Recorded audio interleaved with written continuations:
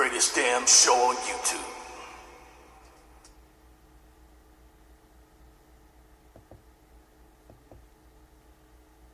Welcome to the greatest damn show on YouTube.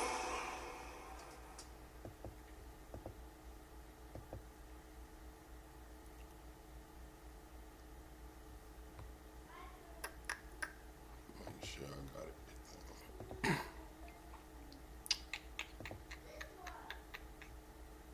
Alright, chat, y'all ready? Hold on.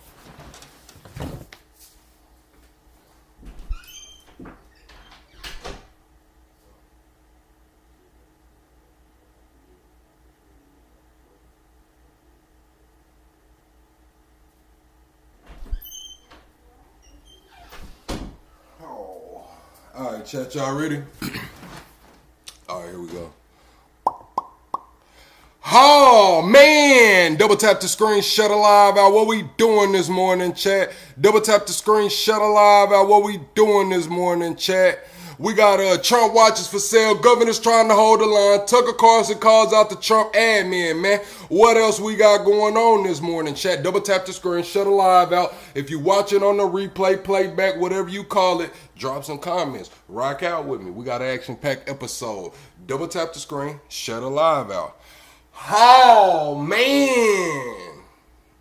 I had to do it again, chat. I just had to do it again. But I don't care if you far left, far right, liberal, conservative, Marxist, fascist, or alien NPC. Get your ass in. We finna have a good time this morning. I almost said tonight, but this the morning show, chat.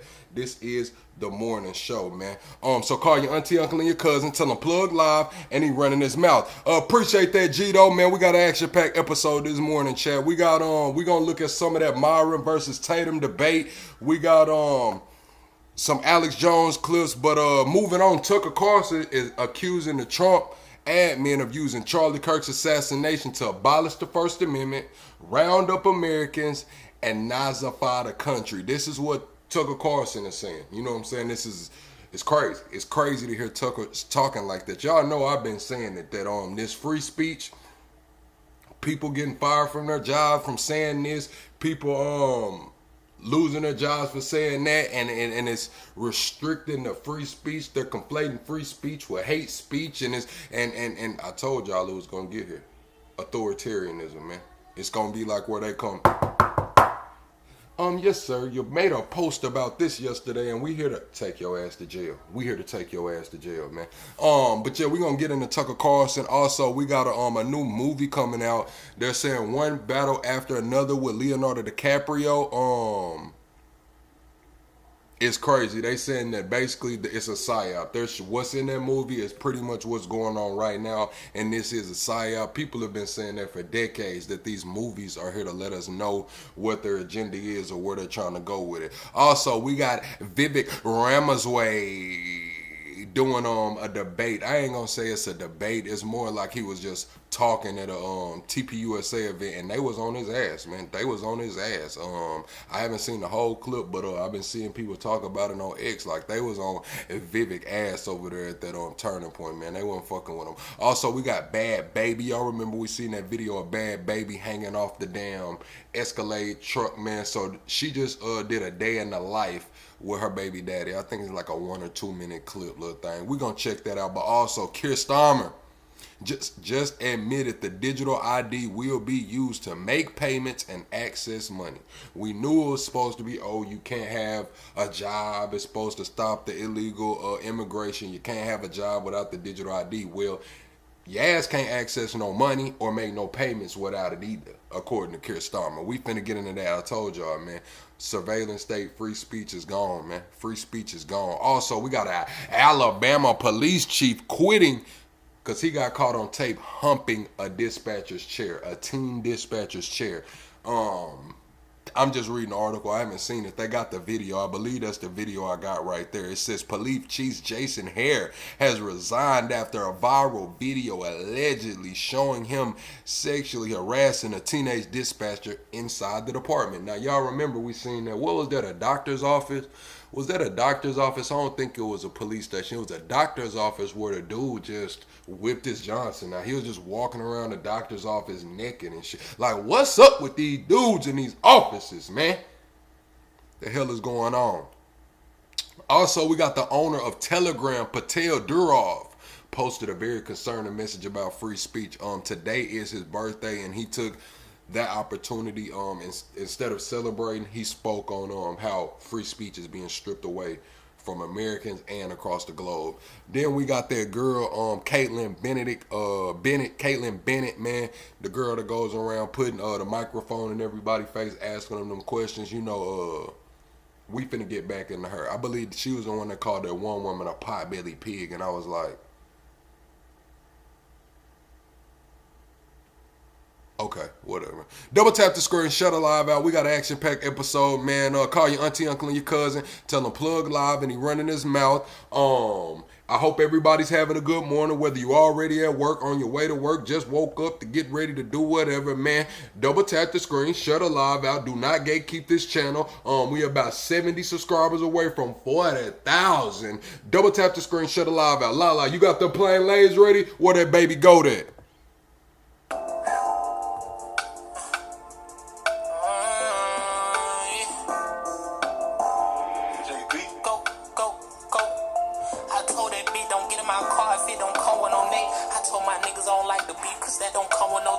I told my niggas to mark my word, I guarantee that I'm next. I got the arms of a bodybuilder from the way that I flex. Might just hit the strip just to go blow me a check. They know what the fuck I'm on. They say they ain't got some of the best gas, they call it Southern Georgia. Chain on chain and ice on ice like Adam Sandler, I'm water boy. I know I'm all in the head. Bad bitch laying in my bed. Wait till I give her a spread. I'm a master with the head. Don't let these social fool you, these niggas broke. I know that they ain't bought it. Ain't got no car but talking shit. Okay, then little walkie talkie. I told that bitch to come home. I ain't got time for no bitch that's healing. Talk to blood, she called me daddy. And I'm screaming out no dick. I'ma make sure that she come. I'ma fuck her good with my tongue. I know the night is still young. So baby, let's get it in. I know just how she like it tonight. She spicy, she added a friend. They ain't identical, but they fuck alike. So in the bed, I call them twin. I call them twin. Bed, I call them twin. Bitch, and shoot a shoot. 1 + 1 = 2. What you tryna do? Go back for back, check a swoop for swoop. Either way it go, I'm on. Either way it go, I'm gone. Brody them just got like 100 on me, they tryna get them gone. What you call it, Jet Wet? What's the name? And he put it in his song. Brody them got the purest powder, it's pink, you know this shit is strong. No diddy. I'm the type of nigga that turn my bitch up in each city. Brody cut out, we celebrating, we hit the gritty. I'm feeling like a baby, I'm tryna get that milk up out them titties. It's no question who young and the latest. If you want your bitch, then when she talking, hear her. If I want the bitch, I'm going Pittsburgh. Still her. I keep some on the side, I don't have trust in just the main bitch. Suck me up while I'm driving like damn, I'll die by this lane switch. She a different type of free, so we ain't never got a tussle. Throw it back like Miss London, and sum me up like be hustle. Yeah, she Double tap the screen, shut a live out, man. I hope everybody's having a great morning. We got an action-packed episode. I gave y'all a little bit of the lineup, but also we got Trump watches are now running regular commercials on Newsmax. So are y'all gonna buy the Trump watch, the bust down rolly? What Shadur be doing when he throw that touchdown? Y'all gonna hold the Trump watch up like that, like Shadur be holding his AP up when he throw? Come on, man. Is y'all gonna buy the Trump watch, man? Let me know in the comments, man. Are y'all gonna buy the Trump watch, man? Also, we got Curtis. I forgot how to say his last name, man. The mayor, not Mamdani and not Kumo, but the other guy, Curtis. We got him out here doing a press conference. I believe somebody came and stood in the podium in front of him, and we're gonna check out how he handled it. Also, Sean Ryan sat down with some dude, chat. Sean Ryan sat down with some dude, and he's talking about 7-OH. I've never heard of 7-OH. He's saying 7-OH is a synthetic opioid drug derived from the kratom plant. It could be up to 46 times stronger than morphine. It's a hard drug. It's an opioid. Gives you the same experience as morphine or Fetty Wap. It says, but it's available at the tobacco stores, the discount stores. You can buy it over the counter right now. It's crazy. So be on the lookout. Be vigilant. Make sure your kids ain't getting their hands on this. See, chat, when I was coming up, I remember when I was in high school, that's when K2 came out. We called it Deuce where I'm from. That's when they had all the Deuce packs in the stores. All the kids was running them by the Deuce packs. I wasn't smoking no Deuce. Just fair warning, just letting y'all know. I've never smoked Deuce, K2, none of that shit. But they were selling it at a store, and everybody was running over there buying them deuce packs, synthetic. And they took it out the damn stores, and people started going crazy. But I went in the tobacco store the other day to buy me a vape, chat, and you know they got synthetic perks in there. It says perk on the package. I looked, I was walking out the store, I got my vape, I turned to the side, it said perk, real big. I looked, I walked over there to the little glass, I said, these folks selling fake perk. They selling synthetic perk at the tobacco store, bruh. What? Crazy. Double tap the screen, shut a live out. We finna get into it though. Chat. We gonna get the episode going on. This right here is the police officer, police chief, I believe. Alabama police chief. He quit because this video allegedly shows him humping a teen dispatcher's chair, man. So we seen the last video of the doctor walking around the doctor's office, you know, just freely, you know what I'm saying? But we finna see what's going on here. That got her blurred out.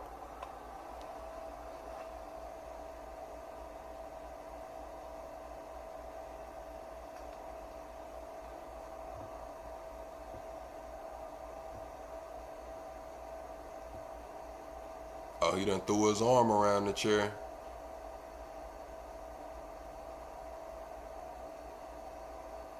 Oh, he done leaned in.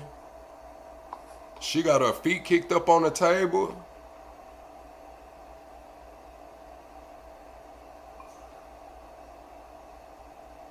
Is this supposed to be the hunching?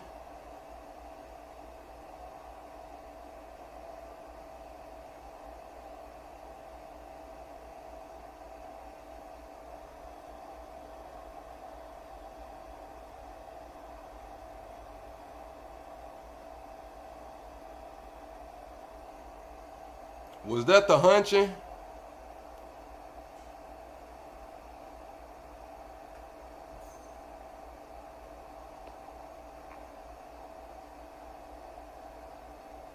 And he got his gun on him.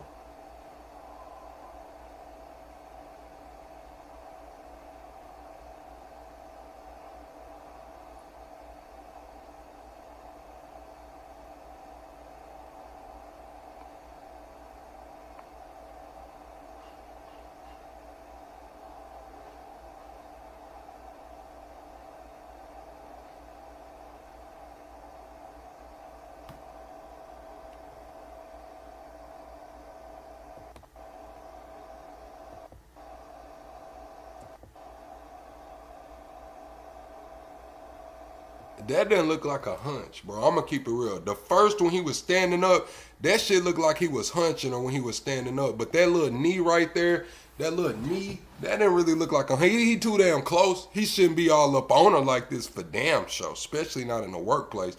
But I'm trying to figure out, is they considering this the hunch right here?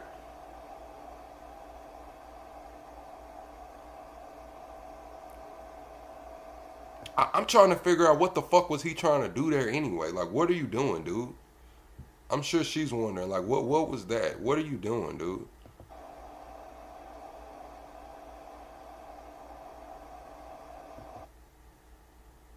Okay, so what's the purpose here? Are you trying to sit in her lap?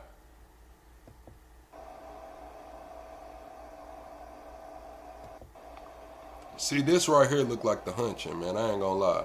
Like he trying to slow grind on her or something, man.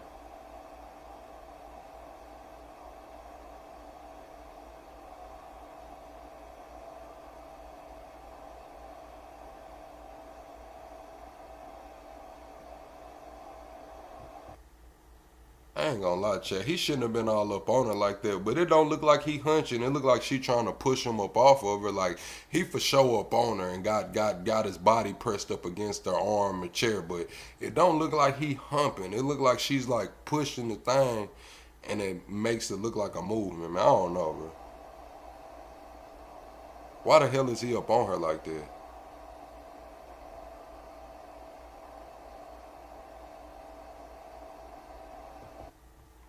Hell nah, chat. So y'all let me know, chat. Should he have been fired for this, chat? Should he have been fired for that, chat? Yes or no in the chat. Do y'all think he should have been fired for that, man? We finna move on, chat. Like I said, we had the video of Bad Baby, man. We had the video of Bad Baby going viral the other day where she was hanging off the damn hood of her, I think it was her baby daddy Escalade truck. Well, they just dropped a day in the life. We finna see what the hell this is talking about, man. Now we know Bad Baby worth 100 M's, man, allegedly. Ask him how many times I told her not to get the man shot. Ask him how many times I asked him not to fuck another bitch. I asked you nicely.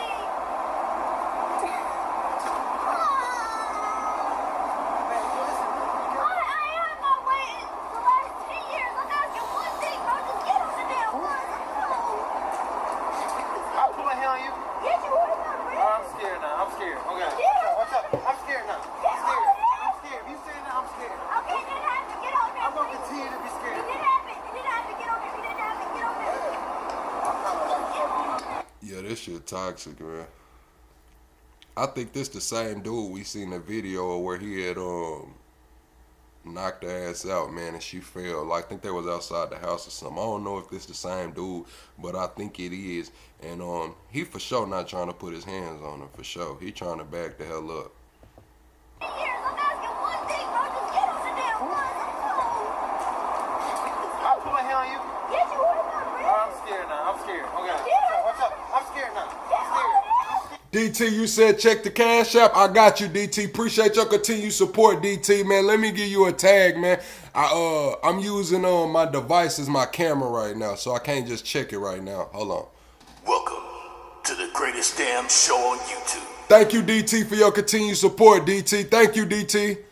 Y'all get DT some flames for that cash app, man. You said the BBLs have to stop. If you say that, I'm scared. Okay, it didn't happen. Get on there. I'm gonna continue to be It scared. didn't happen. It didn't happen. Get on there. It didn't happen. Get on there.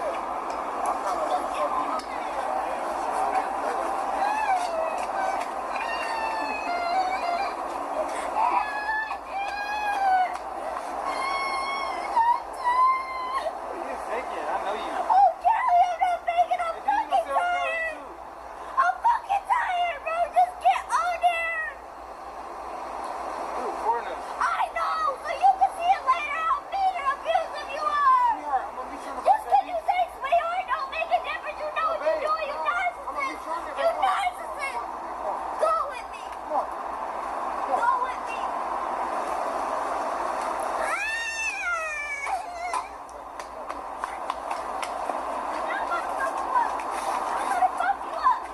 Man, calm the fuck Get on the bus! Wait, calm down. Fucking Get bus. on it! Ain't no way, Chad. I'm just gonna put this out there, Chad. This is a toxic situation. I'm for the nuclear family. I just wish that they would calm down. I just wish both of them would get a fucking grip on it and be able to raise their kids. It's a lot of money in that damn room. But what's good, Mustang? It's a lot of money in that room. But what I'm gonna say is that no way she just talk crazy to him like that. Record it, talk crazy to him. Get on the. Hold on. I would have looked at her like, we got some kids. And I don't even want you talking to my kids like that. Who the are you talking to this crazy, man? Get on the bus. If I get on the bus or not, man, it's crazy. You already talking about I done put my hands on you. We got this camera crew, man. Get on the bus. Do what you need to do. But what you're not going to do is get the yelling and acting all crazy and sporadic and whatever and think I'm finna get on this bus with you. No! I'm not getting on that bus, man. You narcissist! Go with me! Go with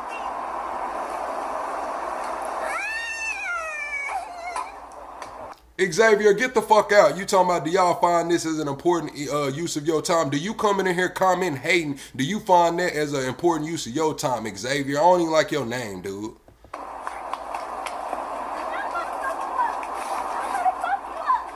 Man, calm the fuck Get on the bus! Wait, calm down. Fucking Get bus. on it! Do not help me, no kick us off! Get up right now. No! He's trying to drive the bus! Get him!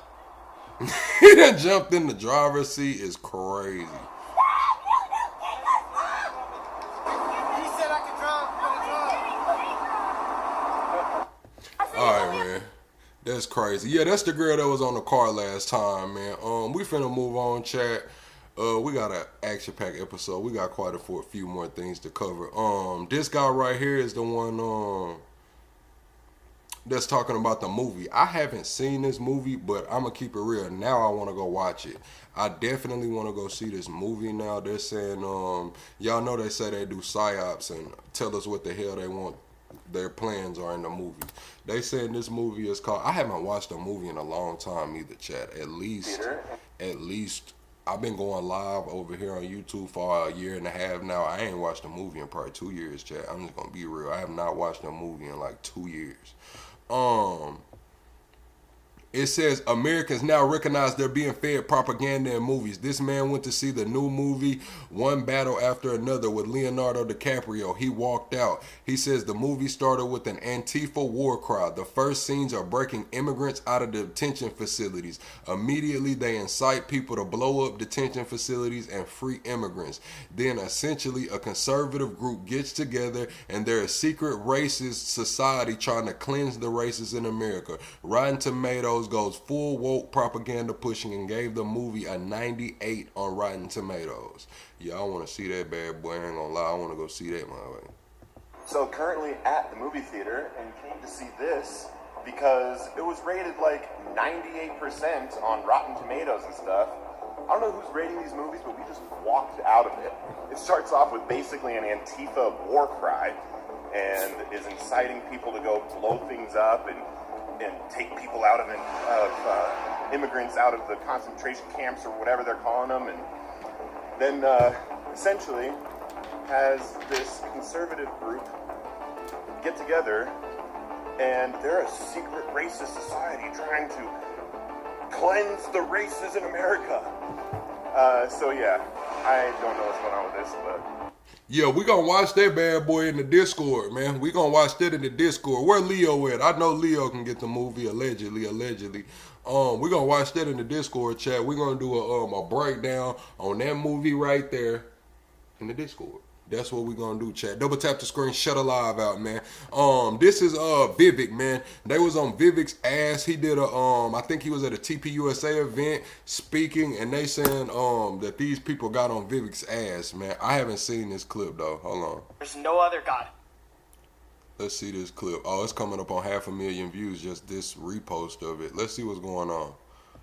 Jesus Christ is God, and there is no other God. He is part of the Holy Trinity, and any other God is a demon, and it's false. How can you represent the constituents of Ohio who are 64% Christian if you are not a part of that faith? If you are an Indian, a Hindu, coming from a different culture, different religion than those who founded this country, those who grew this country, built this country, made this country the beautiful thing that it is today, what are you conserving? You are bringing change. I'll be 100% honest with you. Christianity is the one truth. Christian voices should be the main voice of America, and I want to know basically why you seem to be, and I don't mean to be horribly offensive, but why you seem to be masquerading as a Christian. Familiar with the Ten Commandments? You call yourself a Hindu, but you also call yourself Christian. I don't call myself Christian. I call myself a Hindu. I'm not running to be pastor of Ohio. I'm running to be governor of Ohio, and I didn't run to be pastor of America. I ran to be president of the United States of America. What's your faith? I'm a Christian. Follower of Jesus. Great. Do you believe in the Holy Trinity? The Father, the Son, and the Holy Spirit? I think a lot of people here do. So good. And that doesn't make you a polytheist, does it? Probably not, no. Great. And so in my faith, I believe there's one true God. He resides in all of us, and he appears in different forms, but it's one true God. So I'm an ethical monotheist. That's the way I would describe my faith. Do you think it's inappropriate for someone who's a Hindu to be, say, a U.S. president? No, I think it's...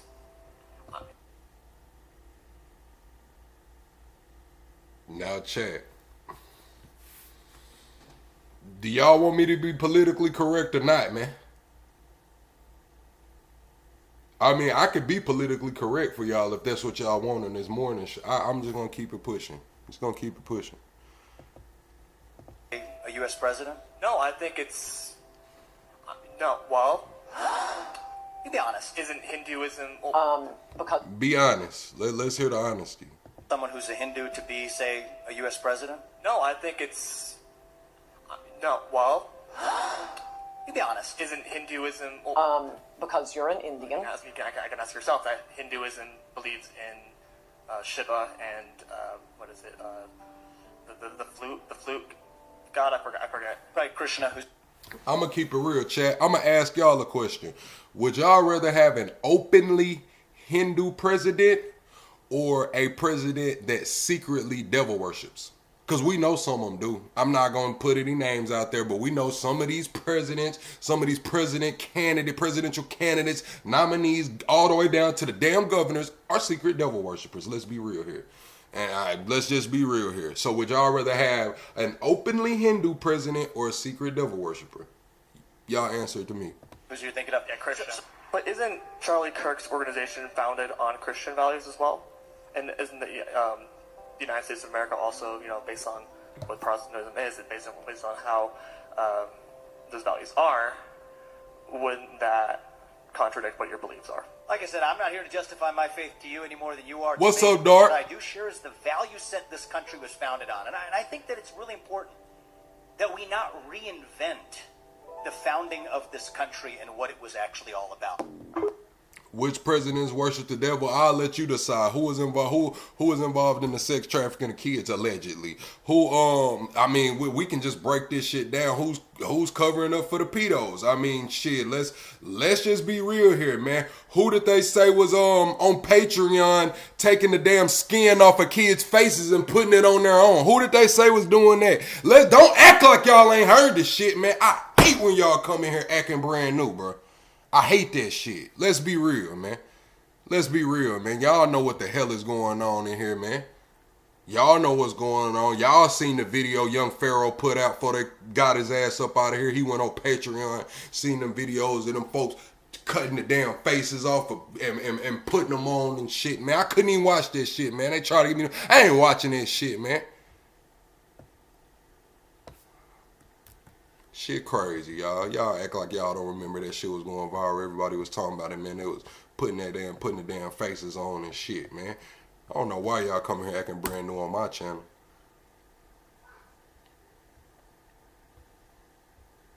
Alright, man. This is Discord. This is the owner of Discord right here. He's putting out a message for it's his birthday, but he's putting out a message, not Discord, but Telegram. The owner of Telegram, Patrol Duov, just posted a concerning message about free speech.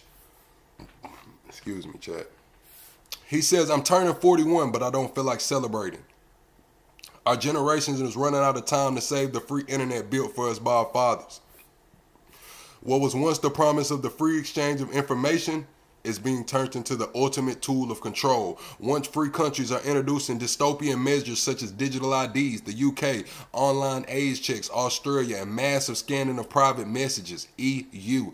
Germany is persecuting anyone who dares to criticize officials on the internet. The UK is imprisoning thousands for their tweets. France is criminally investigating tech leaders who defend freedom and privacy. A dark, dystopian world is approaching fast. While we're asleep, our generation risks going down in history as the last one to have freedoms and allowed them to be taken away. We've been fed a lie. We've been made to believe the greatest fight of our generation is to destroy everything our forefathers left us. Tradition, privacy, sovereignty, the free market, and free speech. By betraying the legacy of our ancestors, we set ourselves on a path towards self-destruction, moral, intellectual, economic, and ultimately biological. So no, I'm not going to celebrate today. I'm running out of time. We are running out of time. And I'm going to tell you, chat, that message right there, mark my words, that message is going to go down in history, bro. That post right, that message is going to go down in history, bro. That shit's going to be remembered for generations. That shit's going to be remembered for generations, bro. Alright, man, moving on, though. How do y'all feel about that, man? I totally agree with him, bro. I've been running, screaming at the top of my lungs for the last year and a half, bro. This same shit, the last year and a half. While we sitting here worrying about left or right, which I do, politics is politics. While we worrying about religion, while we worrying about everything else, this is being taken from us, freedoms. We're worrying about everything while everything is being taken from us on the back end, man. silent bills getting passed, new laws, new rollouts for systems and shit. But we got so much going on that the ultimate goal is getting accomplished. The authoritarian state, the ultimate goal is getting accomplished. They're on schedule. They're speeding up the timeline is what they're saying. Acceleration is. All right, Chad, this Sean Ryan, this guy's talking about that 708. He says it's a synthetic opiate that got it at the damn tobacco stores or whatever the hell, over the counter, and it can be 46 times stronger than morphine, man. So watch out. If y'all got kids, man, check them kids' backpacks, check them kids' rooms, man. Life 360, whatever the hell you got, make sure they not falling off in no damn tobacco stores, because I told y'all, they got the perks over there. I went in the tobacco store the other day to buy a vape, and they got synthetic perks right there on the shelf, man. It caught my eye. I walked by, I seen perk. I said, did that say perk? I went up on it. Boy, they selling fake perks in this bitch, man. It's crazy. Opioid drug derived from the kratom plant. This is also called gas station heroin. Gas station heroin. So gas station heroin is actually, I sent a reporter undercover into the exchange in Portland, and he got needles, but he also got a boofing kit. A what?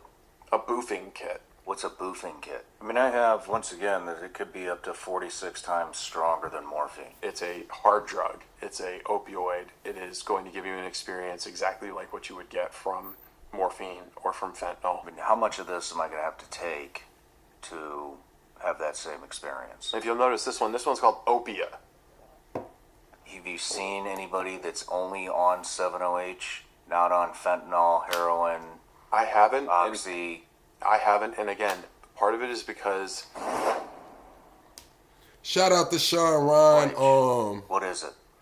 Shout out to Sean Ryan. This is from his ex we're watching this from. He does have the best studio in the game right now. And so people gonna have to step it up. Sean Ryan got a new studio, man, and he killing the game with it, man. Y'all gonna have to step it up. He got that full bar in the back with them lights and the rifles, and he got them nice leather chairs and the pictures back there. You see the 2 little lamps and shit, man.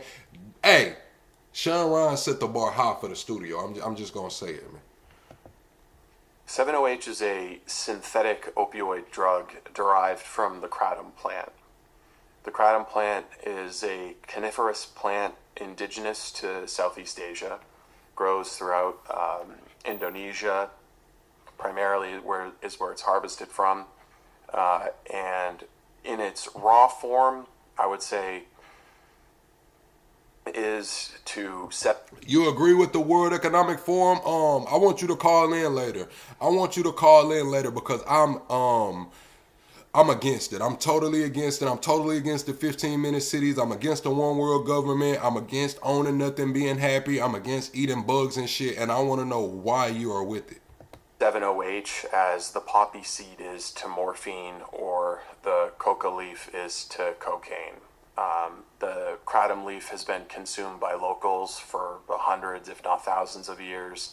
It can make a tea that's anywhere from mildly stimulating, like a cup of coffee, or anxiolytic is what some of the proponents will say, as in reduces anxiety, aka gets you hot. Pisces, you said the fake grass. Yeah, it was K2. I was talking about it earlier. Deuce, they had it in the packs. I never smoked it. I seen a lot of people going crazy over that Deuce. I'm talking about at high school. They was going crazy, driving 30 minutes away, because you remember when they banned all the Deuce, certain gas stations would still sell it out of the back. Like, they wouldn't have it posted, but if you went in there and asked, they would let you get it. So it was like 2 or 3 gas stations that was getting popped because they was still selling Deuce and selling it to kids, man. Yeah, they was hallucinating, man. Then they got the spraying Raid and ant spray and shit on it, man, getting the tripping hard, bro. I remember one time, Chad, they tried to peer pressure me into smoking Deuce. I was already smoking, allegedly at the time, what do we want to call that over here? Mary Jane. I was smoking Mary Jane. They tried to peer pressure me into smoking some K2. And I was like, hell no, I don't want to smoke no K2. And my cousin hit the K2, and he was like, it feel like it put some extra air in my head. I don't want to feel like I got some extra air in my head. What the fuck is wrong with you? What is wrong with you? Now you like a damn airhead, blimp head, Red Bull must have wings head. I don't want none of that. None of that. by itself, it's relatively harmless. There are plenty of people who consume it as a tea or chew it like chewing tobacco, but it has some alkaloids in it, which I think nicotine is an alkaloid. Opioids are alkaloids. It's just a name for a class of chemicals that interact with your brain. Thank you, Big Niche. It has some natural alkaloids in it that will give you those experiences. In natural kratom leaf, once it begins to decay a little bit, develops trace amounts of something called 7-OH. And at some point in time, it was discovered that this 7-OH is very potent, and a complex chemical process involving harsh chemicals like pool shock and reagents, and I'm not a chemistry expert, but it's a complicated process. It's like Walter White stuff. It's not just mixing it together in your bathtub. Huge amounts of raw ingredients together with this chemical process. And all right, DT, if you want to call in, you can, and let us know what's going on.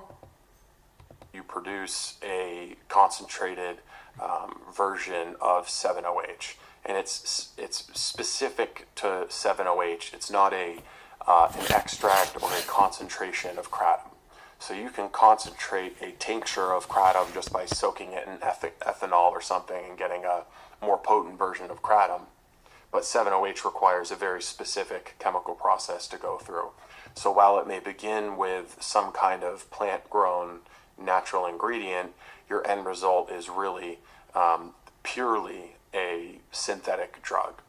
And again, depending on who you ask and how you measure, it's many multiples more potent than morphine.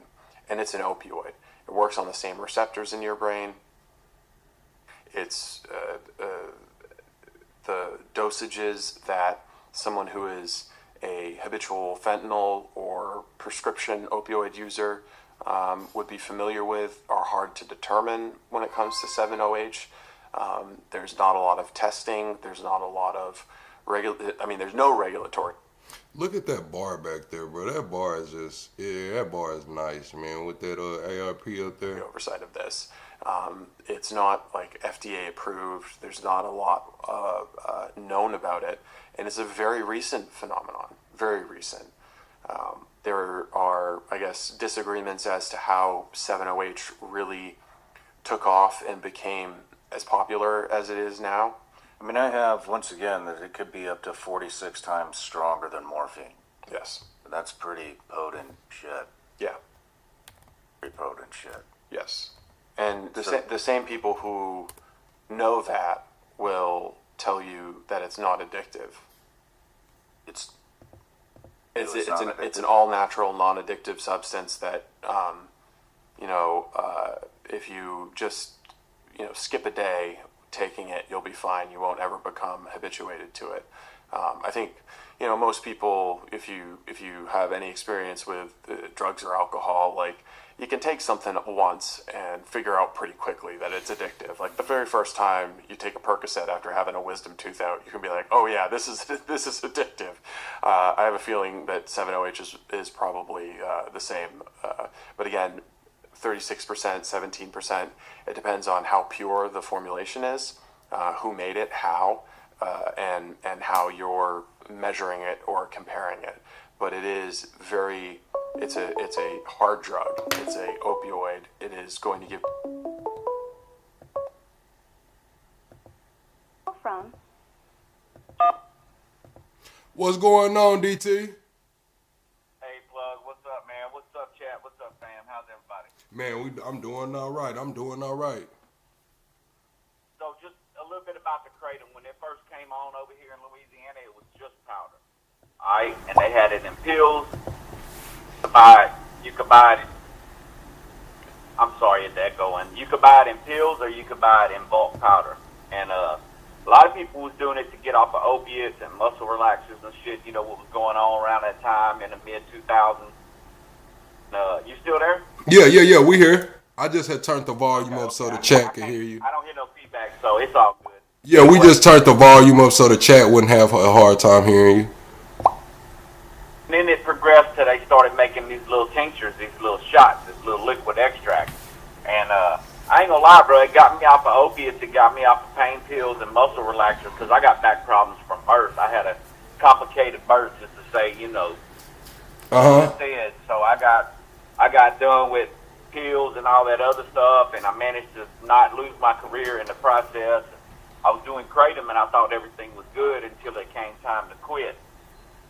Around the time I decided to get off of it was when I started cancer treatment at the beginning of the year. Actually, I had quit a little bit before that. Had to quit because I was in the clinic, you know what I'm saying. So anyway, long story short, that 7-0 dropped, and that perk that you talk about, they sell it, and it just say perk flat out on the package. It does. It'll say perk up, or it'll say 7-0 or 7-0H or 7 oh my god, or it'll have all kind of little gimmicky names, you know, and it looks like it's geared toward kids the way it's kind of written cartoon on the package and shit.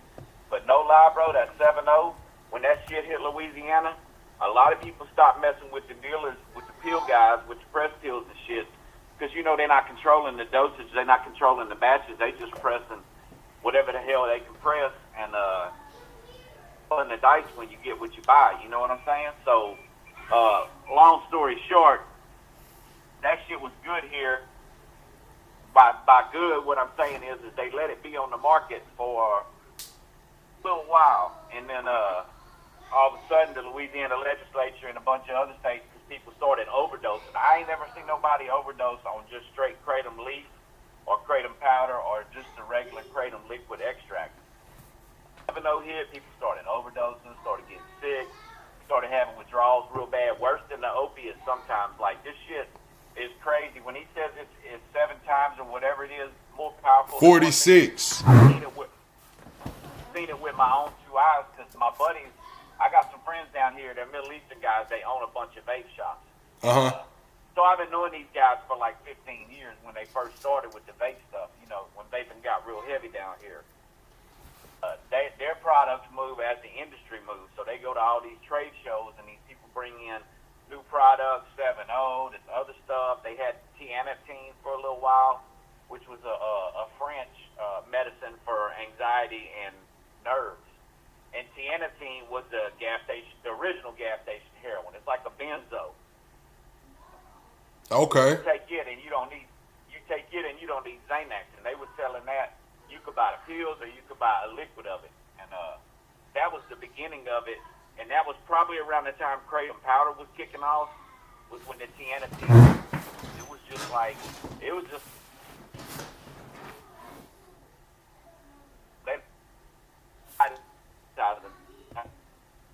You cutting out a little bit, DT.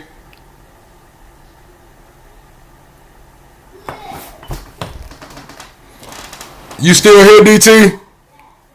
I'm still here. Can you hear me? Yeah, we can hear you now. You were cut out a little bit. So the tianeptine was like a middle of the kratom era down here in Louisiana anyway. I can't speak for everywhere else, but the tianeptine hit hard for a little while, and then they took it off the market. And then it just keeps progressing. So 7-0 is what's happening right now, and a lot of the states are picking up and banning it. And it's just going to move on to the next whatever. There's always going to be a next something, you know what I'm saying? But, bro, me personally, when I first quit kratom and before I got diagnosed with cancer even, when I first quit kratom, man, I had nights where I didn't sleep, bro. I'd be sweating. And V was talking about it in the chat, too. I know she know what I'm saying because it's straight up, man. I didn't even really see me doing it day to day. It got to where I really didn't feel nothing but just relaxed and my body didn't really hurt, you know what I'm saying? But when I started trying to wean off of it, then it was like, oh, bro, now I'm hurting, bro. Now I can't sleep. Now I'm sweating and shit, man. My body's all messed up. And so all that shit's bad, man. If it's over the counter and it's sold in a gas station or a tobacco store or a vape shop, it probably ain't good for you, man. Nah, for sure, man. But yeah, plug, keep it up, bro. Hey, keep it up, bro. Keep doing what you do. Man, I appreciate you, DT. I thank you for giving us that insight. I appreciate your continued support, man, for me and the channel and the whole family, man. I hope you're doing all right, too, DT. I am, bro. I just went back to the clinic yesterday for some follow-ups, and we still good, bro. Hey, man, that's a blessing. So. Blessings, man. But, yeah, people check your kids, man, even if they vaping, bro. some of these vapes, you don't know what they're putting in. They made overseas. They got ethylene glycol, which is what's in antifreeze, as one of the ingredients for the vape juice. You might think you safe because you're not smoking no more, but you putting other shit in your body that we ain't even tested to see what happens in the long-term side of things. So if you vaping thinking you safe from smoking, which ain't good either, the jury's still out on that because there's not been no long-term test on what exactly vaping does to your lungs. And then every single vape product out there is made in about 100 different factories in China. And you know that shit's unregulated too. So they cracking down on vapes down here now. They got to be approved, which really means the companies that make the vapes just pay some money to some people, to a regulatory board, and then their vapes get on a list as approved. But you still don't know what's in them because they don't really give you everything that's in them. They don't have to give you an ingredient list. They don't have to give you. So if you check your kids' shit, man, be nosy. Be in your kids' business, because if they get started on some stuff like K2 or Spice or 7-0 or any of that spray pack shit or that THCA and all this stuff they putting out, man, be nosy. Be in your kids' business, because you only got one chance to raise them right, and once they get off track, it's hard to get them back. So that's all I got to say, man.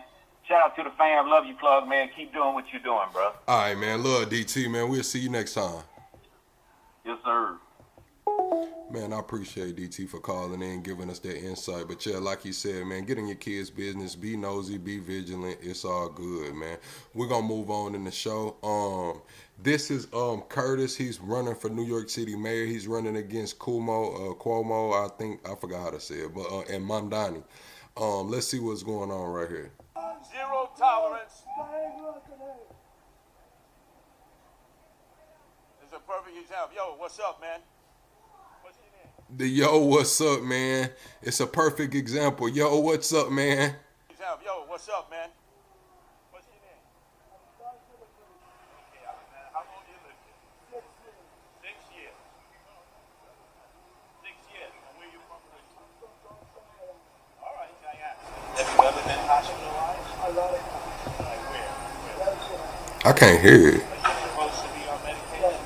Would you rather be somewhere else than station? It's okay. It's okay. It's okay. It's all right. It's all right. We'll take care of you, okay? I just don't want to take advantage of you guys. You're not taking advantage. This is our responsibility. I'm running for mayor.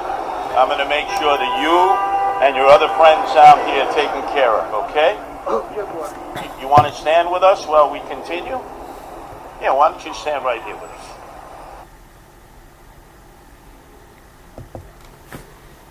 Hey, that was a powerful little message, man. I ain't gonna lie. That was some good content right there, man. That was some good content for his campaign, man. Let's move on, though, chat. I haven't really seen much of him, but we will be keeping a close eye on that New York mayoral race, man. We will be keeping a close eye on that, man. We're gonna move on, chat. Like I said, we got an action-packed episode, and I'm trying to get into that Tatum debate a little bit. Rule or law? Just can't be here. This is a politics-free zone. You're not supposed to be in here. In the market footprint. The market is a political-free zone. You have to leave the market. It's posted. You can just go right over to the sidewalk. So the rules apply. Excuse me? You have to leave the market. I won't leave the market. You will. Make me leave then. So I am allowed to be here. First Amendment right allows you to be here. Thank you. Are you unhappy with that? I wish that you weren't here. You run this. You're the board member of the Saturday morning St. Pete Market. Your name is Tammy, and you're telling me you wish that I was not allowed to be here. Personally, I wish that you weren't here. I'm allowed to be here because of the First Amendment. I'm not gonna lie. It's kind of crazy to see her right here, man. Every time I see this lady right here that's out here doing these clips, I just think about that time she body shamed that woman, and then it's like I be trying not to, I'm not like that, Chad. I'll be chilling, I might judge people on what they wearing or something or comment on it, but I try not to body shame people. But it's like she body shamed the hell out that woman, called her a potbelly pig and everything, and I'm just looking like, you ain't no damn Victoria's Secret model, girl. Let's just be fucking real. You're not an Olympic swimmer. You don't got a volleyball body. Let's just be honest here. I cannot believe she called that woman a potbelly pig like that. Was not allowed to be here. Personally, I wish that you weren't here. I'm allowed to be here because of the First Amendment. This is public property. Are you going to close up shop? Yeah, I'm going to close the group right now. Okay. We don't allow no political signs here. Unfortunately, you're going to learn today. Like, this crazy. It's crazy, chat. Like, it's crazy. She called that woman a potbelly pig, man. Alright, chat. I got this right here. This is what I got as the poll question, man. I want to know who gonna buy the Trump watch, man. Who's buying the Trump watch, man? Y'all gonna get an iced out Trump watch, man? Who's gonna be? I'm gonna make a prediction, chat. I'm about to make a prediction, chat. This is gonna be my bold and honest prediction. Y'all know I've been black my whole life, right? You know I've been black my whole life. I'm gonna go out on a limb and say that some rapper, I don't think it'll be an athlete, somebody's gonna buy one of these Trump watches and ice it out, man. I'm waiting to see the first iced out Trump watch. Just wait. It's a matter of time. By Christmas, we will see iced out Trump watches, man. Got the iced out Trump on me, you know what I'm saying? They're going to be holding it up like an AP or a Rolex, man. Iced out Trump watch. Watch, chat. Man, watch. Man, so they finna get through. Look. J. Trump, and it's Trump time. Check out this red beauty. It's one of my new watches. Wear it proudly on your wrist, and everyone will know exactly what it's for, who it represents. It's really going to be something special. It's for your favorite president. Get your watch today at gettrumpwatches.com. Please make a great gift. Look, man. Come on, man. They finna get the iced out Trump joint, man. Just wait, chat. Somebody is finna have this iced out Trump watch. I'm just waiting to see who it is, man. Who's gonna get the ice? Will it be Kanye? Will it be Kodak? Who's gonna get the iced out Trump watch, man? One of these niggas gonna get the iced out Trump watch. Let's not even play like that's not what's finna happen, man. Alright, chat. Let's get to the real, man. We finna get into the real part of the show.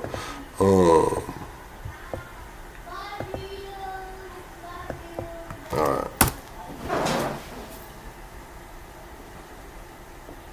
You see the smoking gun documents of Alexander Soros' organization that he commands.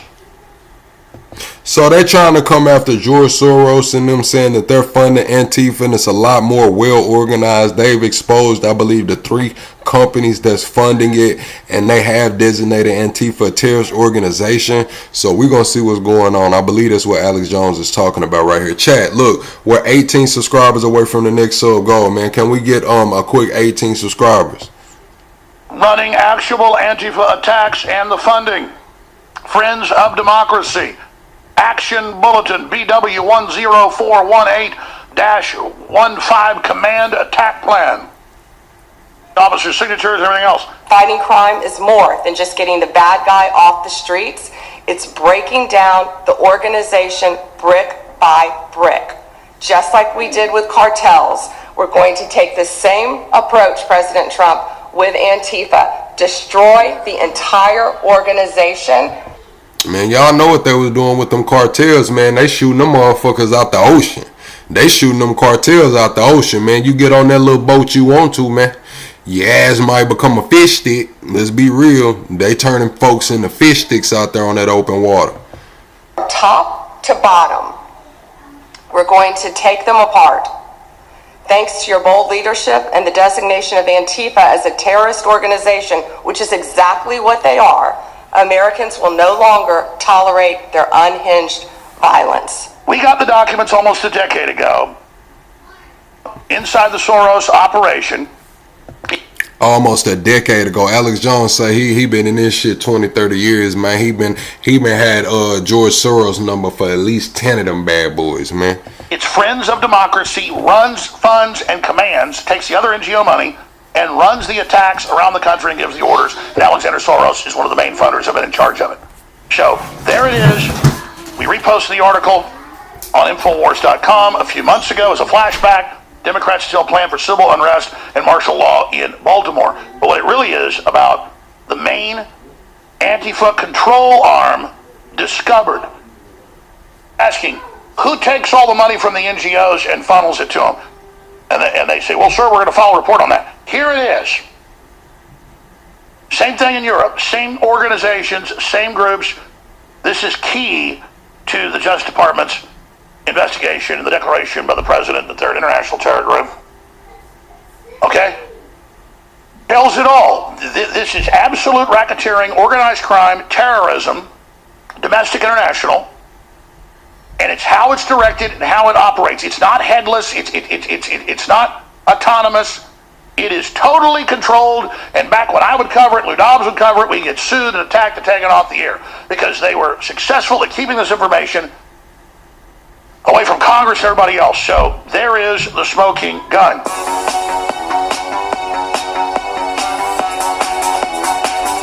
Ladies and gentlemen, Trump has declared war on Antifa. He's declared them a domestic terror group. Now he's declared them Department of International Terror Organizations because it's internationally funded by billionaires, and they name names and receipts, not just Soros.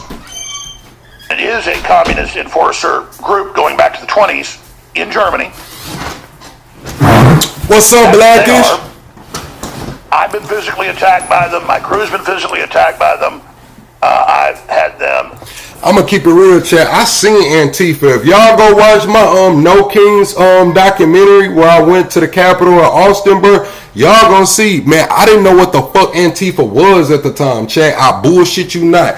Had no idea what Antifa was. You know what I'm saying? I'm at the No Kings protest. I'm walking through, man. Somebody come up like he's masked up like the Antifa. Man, I swear to you, chat. You couldn't see his face. You could tell he wasn't white though. He wasn't white. He wasn't black. You know what I'm saying? Just being honest. But he had his head covered up and shit, man. And I'm walking. Y'all can see it on the documentary. I'm walking, bro, and he walk up on me fast as hell, like too damn fast, like whoa, what's going on? You know what I'm saying? And he handed me a piece of paper. So I glanced at the paper and I showed the camera because I'm live. I'm not live, but I'm recording a video. Like I'm recording a long form video, so I'm not live. So I'm like, damn. He gave me the paper. I looked, I seen the letter, and then I just held it to the camera and I'm reading it with the chat. And that letter says something crazy on it, man. I got this shit the hell up on my hands, man. Like I don't know what the fuck y'all got going on, passing out this damn propaganda and shit, man. But I'm not involved. And he had a bunch of them bitches. So when they say it's funded or organized, bro, like it wasn't. At the time, I didn't know about it being funded or organized, but now that I go back to that No Kings protest, the way he ran up on me, what the fuck he was wearing, and that piece of propaganda they was passing out, man, I was like, now it makes a little more sense to me. Throw bottles of water and rocks that barely miss my head. They like to put bags of rotting feces with urine and needles and throw it at you. They tried to hit me a few years ago. But yeah, if y'all want to see that, it's in my videos on the channel. I went to a leftist protest or something like that. It's one of them protest videos from back during the summertime. Ago and missed and hit the wall and splattered on Owen. The most horrible smell I've ever smelled. On top of the armored vehicle. The MRAP we've got. So we can go to these things and ball peen hammer the windows out. Nah, it wasn't Marcus propaganda. It was anti-ICE propaganda. It said the only good ICE agent is a blank ICE agent. Y'all can fill in the damn blank. You know what I'm saying? That's what it said. It's in the documentary. Signs under the wheels. You guys try to pull up Wars tank is what the media always calls it. InfoWars armored vehicle with InfoWars tank attacked by Antifa. I mean, it's happened a bunch. So these are terrorists, just like the KKK when they were doing stuff like this. Nothing at this scale ever, but still terrible.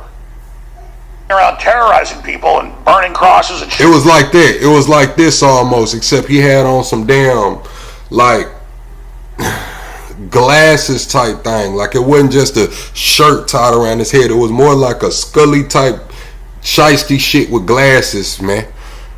It's crazy, bro. Shooting up their houses and bombing black churches and stuff. I mean, and they declared them a terror group and shut their ass, Yeah, black is successful. That was the word. The group's pushing it. Shut them down and threw their ass in prison. Here's one of the many times they attacked us. The tires, all of it.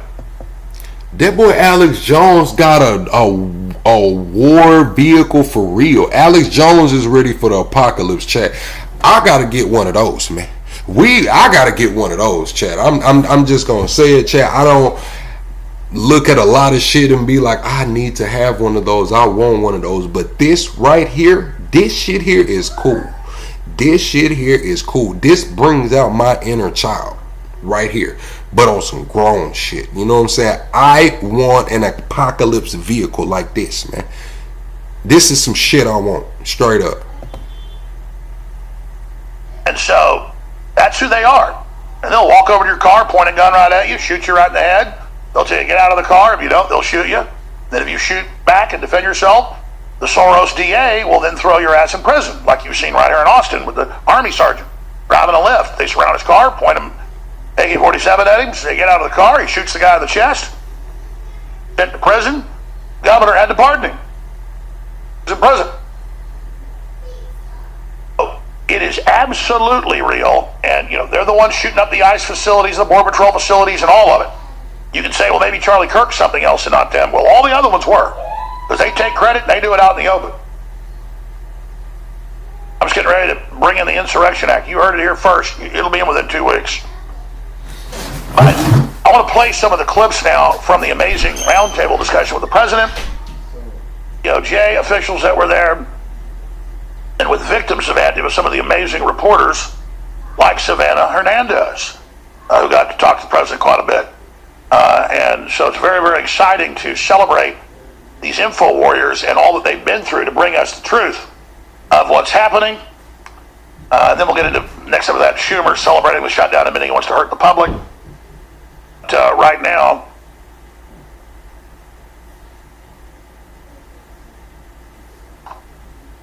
go ahead and go to this clip here where we talk about the funding mechanisms for Antifa. Clip 19, here it is. That this is not just a story about violence and chaos, as you alluded to, Mr. President. This is a money story. And at the Government Accountability Institute, my colleague and I, Peter Schweitzer and our team, we followed the money. And we followed it to the top of what we call the protest industrial complex, Riot Inc. All right, Chad, I had to go get my kids together, you know what I'm saying, some little lunch and shit. But look, when he said he's calling in here first Insurrection Act in 2 weeks, I told y'all can go back to my live streams when I seen when the way Brandon Johnson was out there talking about we need to stand up, we need to do all this at the damn press conference. I called that shit like 2-3 weeks ago, like, oh yeah, Trump finna send them boys in. The Insurrection Act is coming. We heard him saying it a lot. Insurrection is this new buzzword going around up there at the White House and shit, man. Alright, Chad, listen. And we found a network of NGOs. It's not just the Soros network. You said, am I ready for the apocalypse? Hell no. Hell no. I need, I'm gonna keep it real. I need a lot more, money to be fully ready for the apocalypse. Now, am I gonna be better than a lot of people during the apocalypse? I believe so. You know what I'm saying? I'm from the South. I got a place that we, you know what I'm saying, as a family that we got a place that we gonna link up at. You know what I'm saying? Got it already cleared out. You know what I'm saying? Anybody come up, we gonna see you. Pond, couple cows, chickens and shit. We got a place to go. You know what I'm saying? We just got to get there. Right now I'm a little bit far away from home, so that ride home might be a difficult trek. I'm just gonna be real. Network, the Open Society Network, its other funding networks, the Arabella Funding Network, the Tides Funding Network, Neville Roy Singham and his network, Foreign Cash, and it's also big left-wing funders. Some of them are not citizens of this country. Mr. Hans-Jörg Wyss of Switzerland. They're pouring money into this entire ecosystem. And so I want to share 3 money facts with you about what we call Riot Inc. Number 1, like any corporation, Riot Inc. has many divisions. I say everybody should be able to, at their best, at the minimum, should be able to survive 10 days of darkness. You know what I'm saying? 10 days of darkness. If you got your canned goods, you got your barbecue grill, you know what I'm saying, your lighters, your flashlights, you got, canned goods, ammo, whatever, extra charger ports. Maybe some of y'all got some solar. I'm from the South, so we do generators. We do gas generators, just being honest. Be able to survive 10 days of darkness. That's where I would start. Just start with being able to get everything together. I got those, what kind of straws are those? See, because we can't catch the rainwater, and I don't got a big water filtration system or nothing. So I just bought those little straws, you know what I'm saying, the little straws that you're supposed to be able to clean the water for you. It's just little things you can do. Make sure you can survive at least 10 days of darkness is where I would start. It doesn't just have the Antifa boots on the ground division, it has PR divisions, it has marketing divisions, it has a very well-funded legal division to get these boots on the ground back on the streets as quickly as possible. But it does have those investors that I mentioned.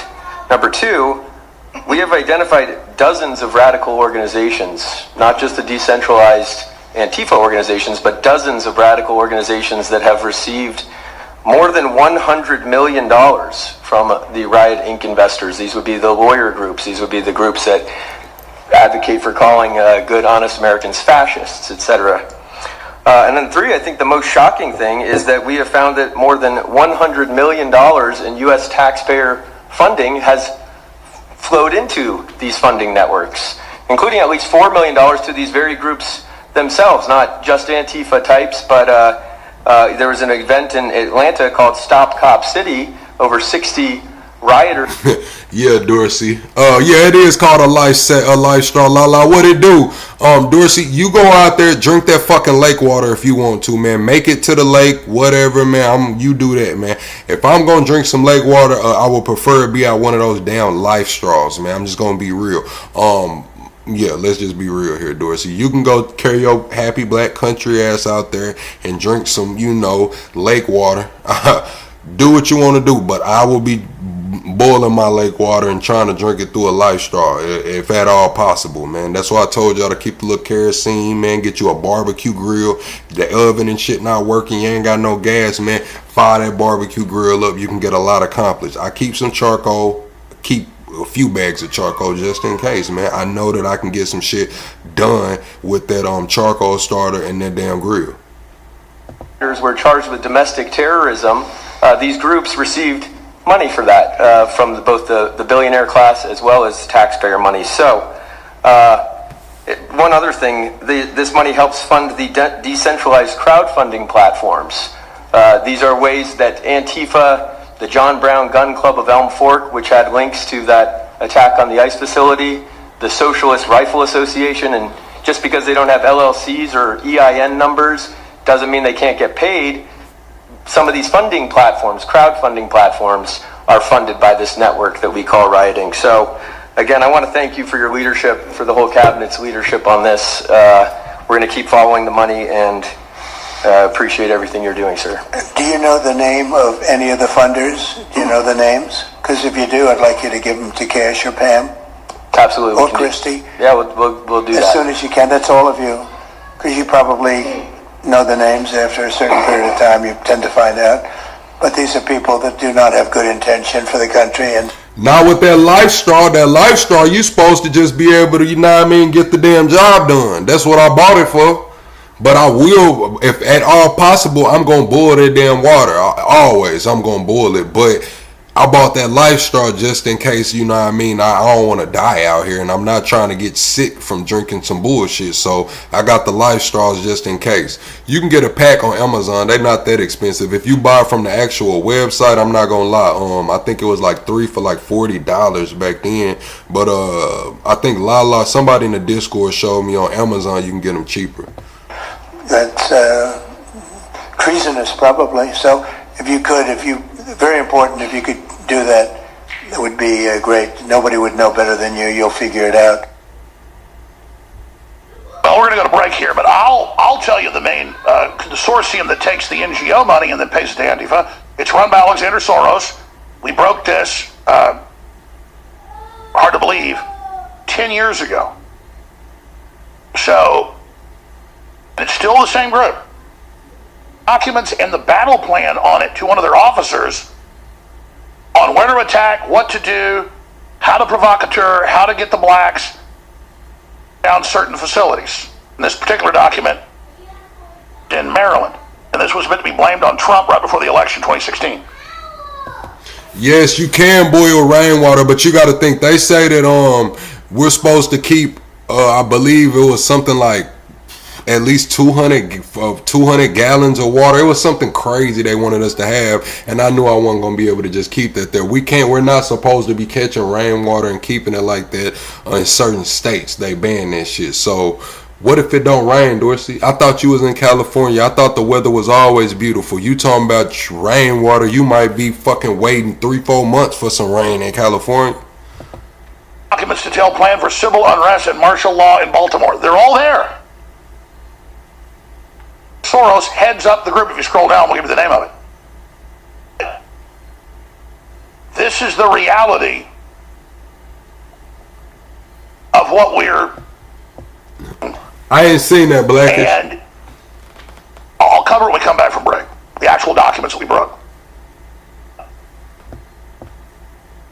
But Black Lives Matter and the Summer of Love. Remember, they were paid in Denver. Every time I hear Summer of Love, I just think about Diddy. I'm not gonna lie, man, because he was calling himself Brother Love, Summer Love. You know what I'm saying? It's all about love. He's eating a mango, talking about it's all about love and shit, man. Like, what? Every time I hear Summer of Love, I just think of Diddy, bro. It's crazy. And all these other big cities. 10 million, 20 million, 30 million, depending on the city. I think New York paid them 30 million. Black Lives Matter and other groups because they were abused by police.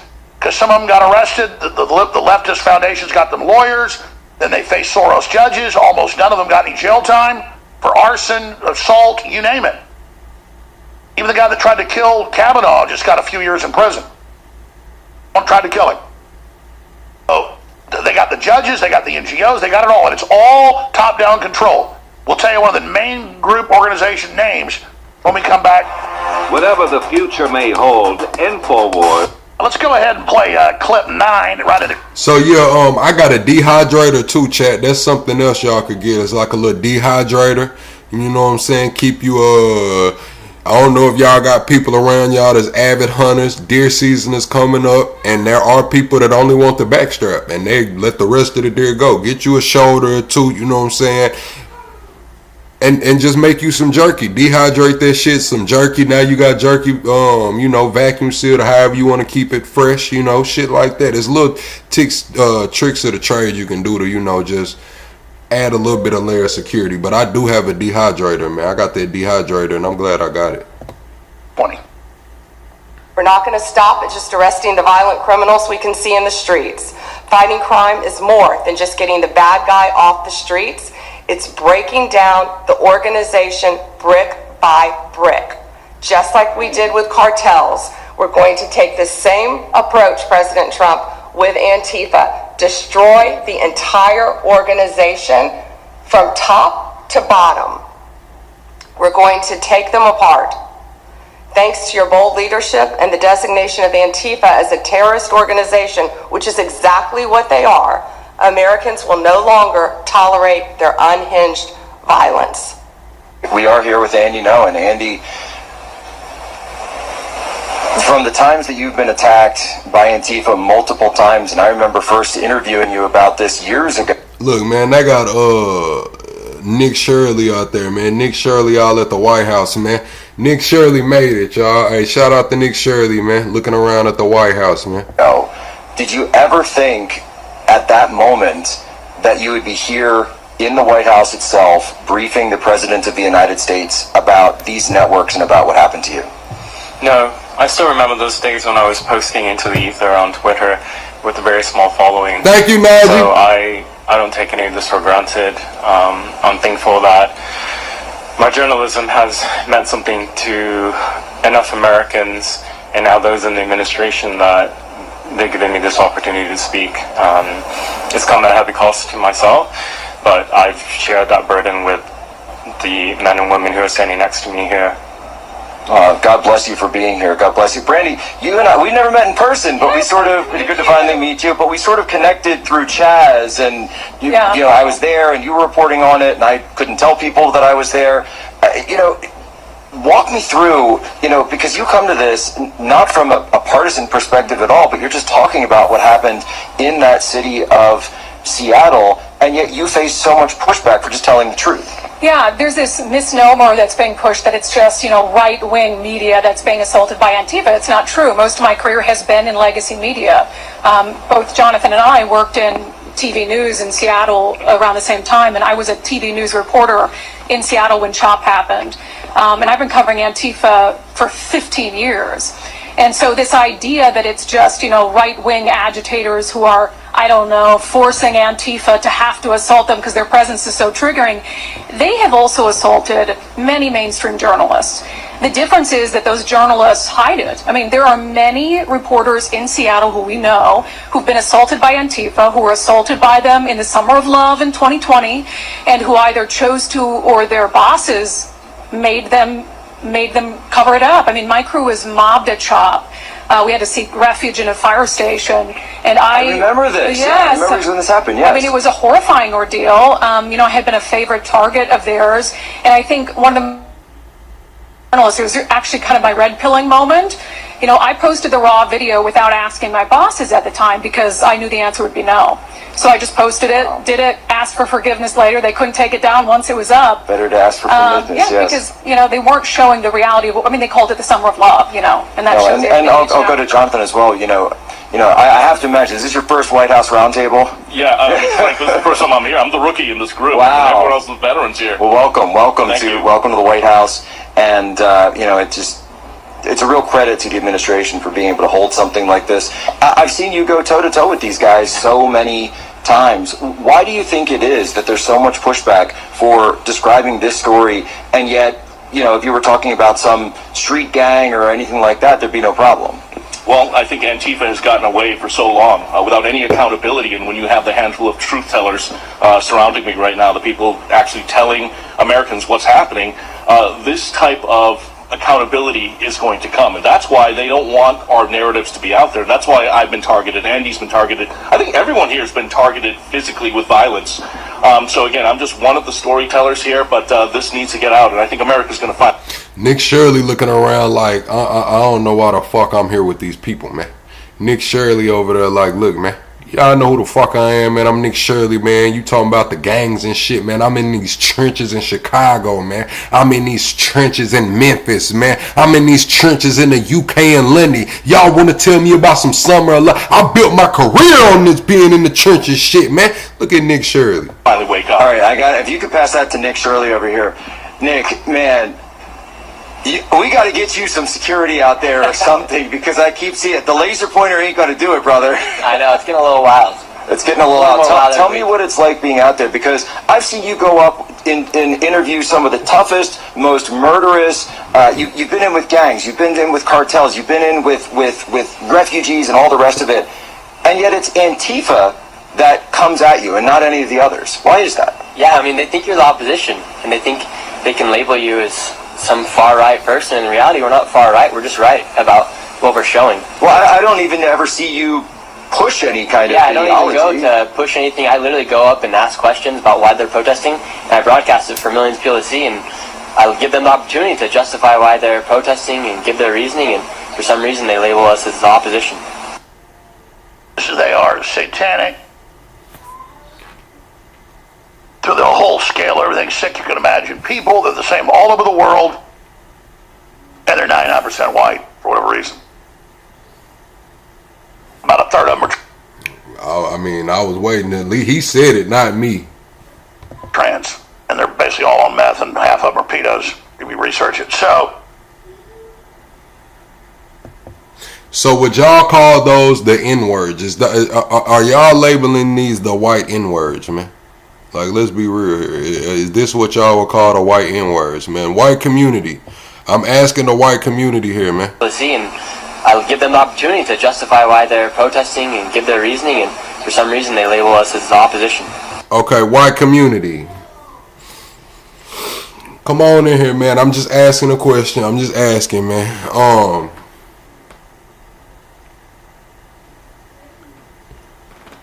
Would y'all, is this the white N-words? Are these the white N-words, man? Are y'all, I mean, let's just be real here. Are y'all considering these the white N-words, white community? I'm asking. They are satanic. to the whole scale, everything sick you can imagine. People, they're the same all over the world, and they're 99% white for whatever reason. About a third of them are trans, and they're basically all on meth, and half of them are pedos if we research it. So, oh, we're not far right. We don't deserve to be attacked. It doesn't matter who you are, you don't deserve to be attacked. Funded by Soros. So let me give you the end here. The documents almost a decade ago. Inside the Soros operation, its Friends of Democracy runs, funds, and commands, takes the other NGO money, and runs the attacks around the country and gives the orders. And Alexander Soros is one of the main funders, have been in charge of it. So there it is. We reposted the article on Infowars.com a few months ago as a flashback. Democrats still plan for civil unrest and martial law in Baltimore. But what it really is about the main Antifa control arm discovered. Asking, who takes all the money from the NGOs and funnels it to them? And they say, well, sir, we're going to file a report on that. Here it is. Same thing in Europe. Same organizations, same groups. This is key to the Justice What's up, USA? Investigation and the declaration by the president that they're an international terror group. Okay? Tells it all. This is absolute racketeering, organized crime, terrorism, domestic, international. And it's how it's directed and how it operates. It's not headless. It's not autonomous.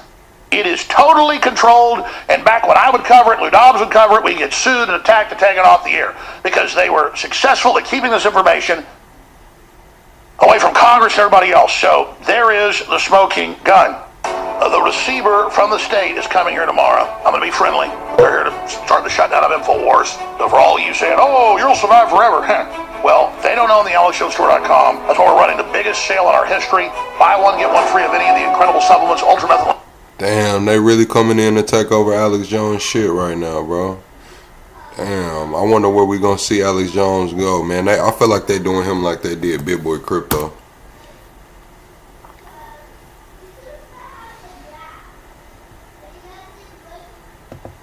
Alright, chat. We finna get into this Myron versus Officer Tatum debate, man. I want to see some of this. Let's see.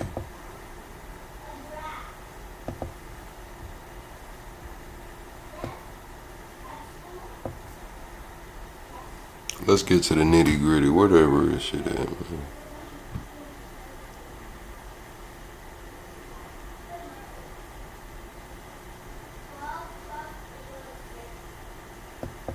Boycotting Israel. That's I gotta crazy. look into that. I cannot validate that. It's the truth. But what I'm saying is that on college campus, I can give you the link. And I'll give you the Netanyahu at the West Bank when he's just sabotaged Oslo Accords on purpose. If you give it to me and it's authenticated, I'll make a video about it. So let's put this in perspective.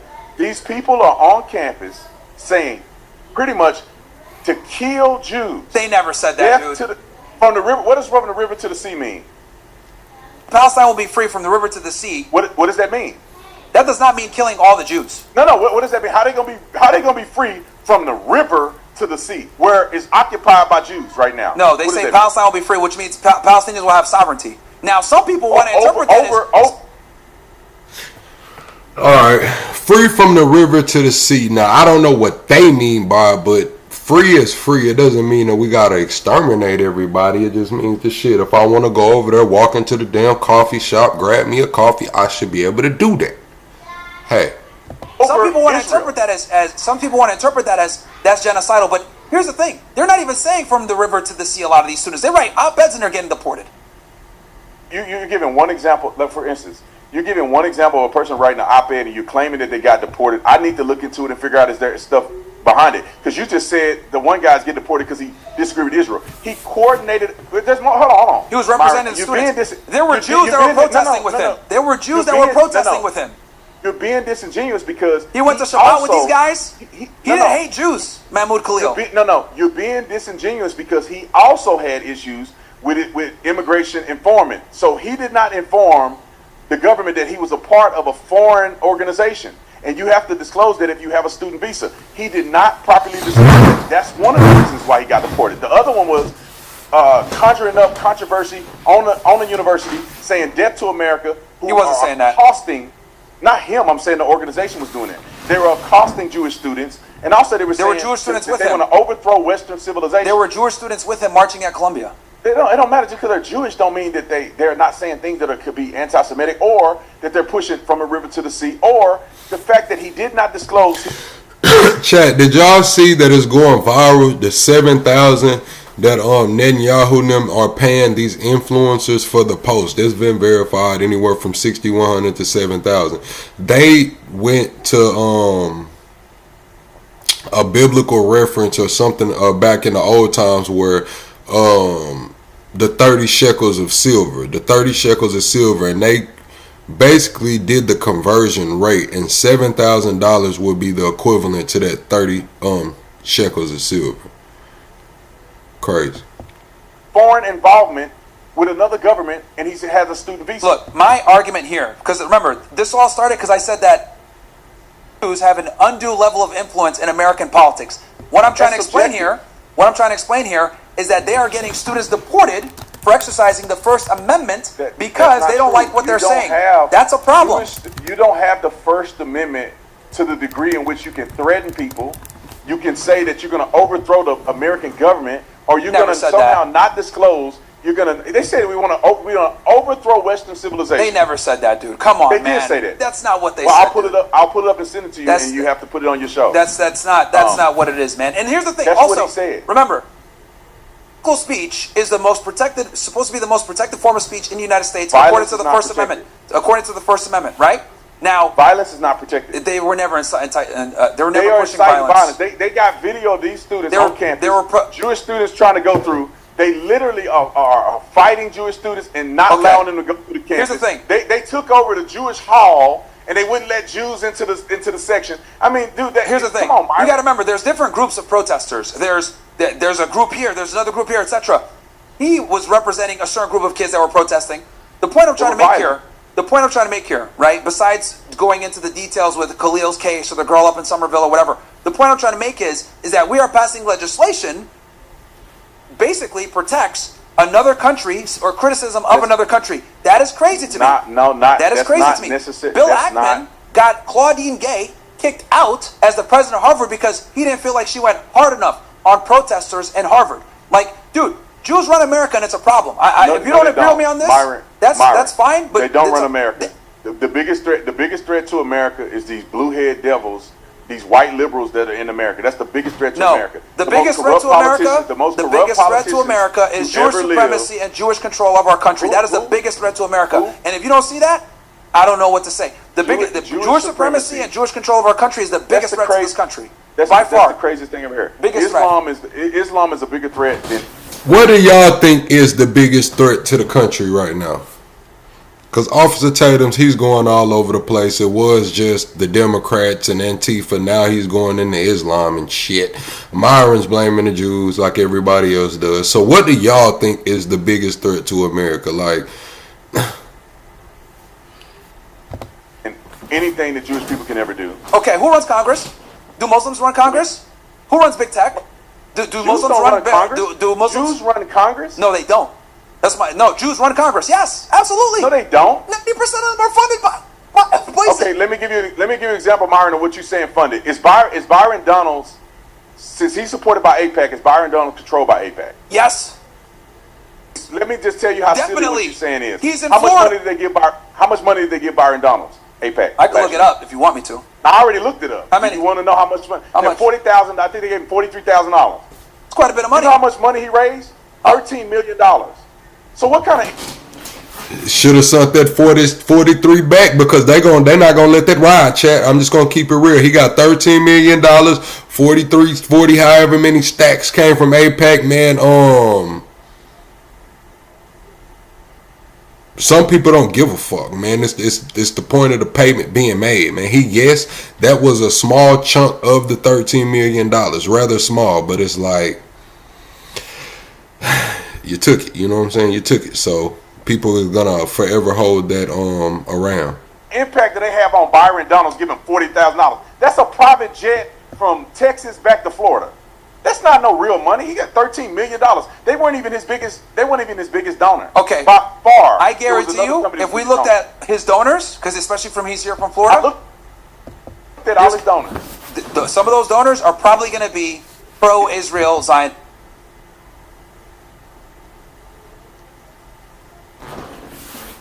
You said, can you not listen or you just make shit up? Who the fuck are you talking to, Den? Let's get this shit understood first. Who you talking to, Den? Y'all double tap the screen and shut the live out, man. We need to get the likes up. We 60 likes away. I'm just trying to figure out what the hell Den got going on. No, his number one donor is also the number one donor of Marjorie Taylor Greene. It's a real estate agency or something that was his number one donor. Oh, Den, you said you talking to me. You said, can I not listen or I just make shit up? No, I don't make shit up. I have an opinion, but and right now my opinion's telling me to tell you to chill the fuck out, man. Don't come in here trying to curate shit. You come in, you sit down, you grab a chair, or you can get the fuck out. Ain't nobody came to see you. Ain't nobody ask you shit, man. You come in here with some damn decorum. You come in here with some southern hospitality. Sit down, be seen, not heard. All right. Damn. And so is Marjorie Taylor Greene. They have the same donors. So AIPAC does not control them. You don't think Israeli influence is heavy in Congress? Israeli influence or Israeli policy is heavy in Congress. That's a problem. That's a problem. American citizens. See, this is the problem that people are saying. The reason that Israel is even connected to America because we have a lot of people in America that are Jewish. We have a lot of people that have dual affiliation. We have a spiritual affiliation and we have a governmental affiliation between the two countries. So this is why you have a lot of people in America who care about the best interests of Israel and the Israel-American policy. If you are saying this is all coming from Israel, I would have a problem with it. The American people who are supporting and paying money into AIPAC are the ones who are making this decision. If you don't like what Americans think, then that's a different story. You got a bunch of brainwashed evangelical Christians that read the Schofield Bible, and then you got that's not true. That are hardcore Zionists, and then you also the Bible is very clear that Christians. And then you got dual allegiance. Then you got dual allegiance Zionist Jews that give a bunch of money and donate. Look, if you don't think that Israeli influence in our government is a problem, I guess that's your opinion. But I think it's a big problem because Qatar doesn't have nearly as much influence in America. Do you think? No. Hold on. Do you think Qatari influence in our education system is a problem? They fund colleges? Billions of dollars of them funding Ivy League colleges. And we all know the crux of what's wrong with America starts on a college campus. They give billions of dollars to universities and Ivy League schools. They do. That's why a lot of people come out with these political commentators when they be like, oh, you're taking AIPAC money. They be like, oh, well, you're taking Qatari money. Well, Officer Tatum's not lying right here. They do fund initiatives to the tune of billions of dollars on both sides. Is that a problem? Okay, who runs the Ivy League schools? They're run by Jews. The majority of Ivy League schools are run by Qatar. I think like 8 out of the 9 of the Ivy League schools are run by our Jews, man. Myra, I'm gonna give you a shirt that says all roads lead to Jewish land. It's the truth, bro. So why would a Jewish university? See, and here's the thing, Brendan. They don't want you to know this. They don't want you to know this. The shirt should probably say, if you want to be a real troll, it should be like all roads lead to Jew, with like the little finger point, like you. You know what I'm saying? The play on words right there.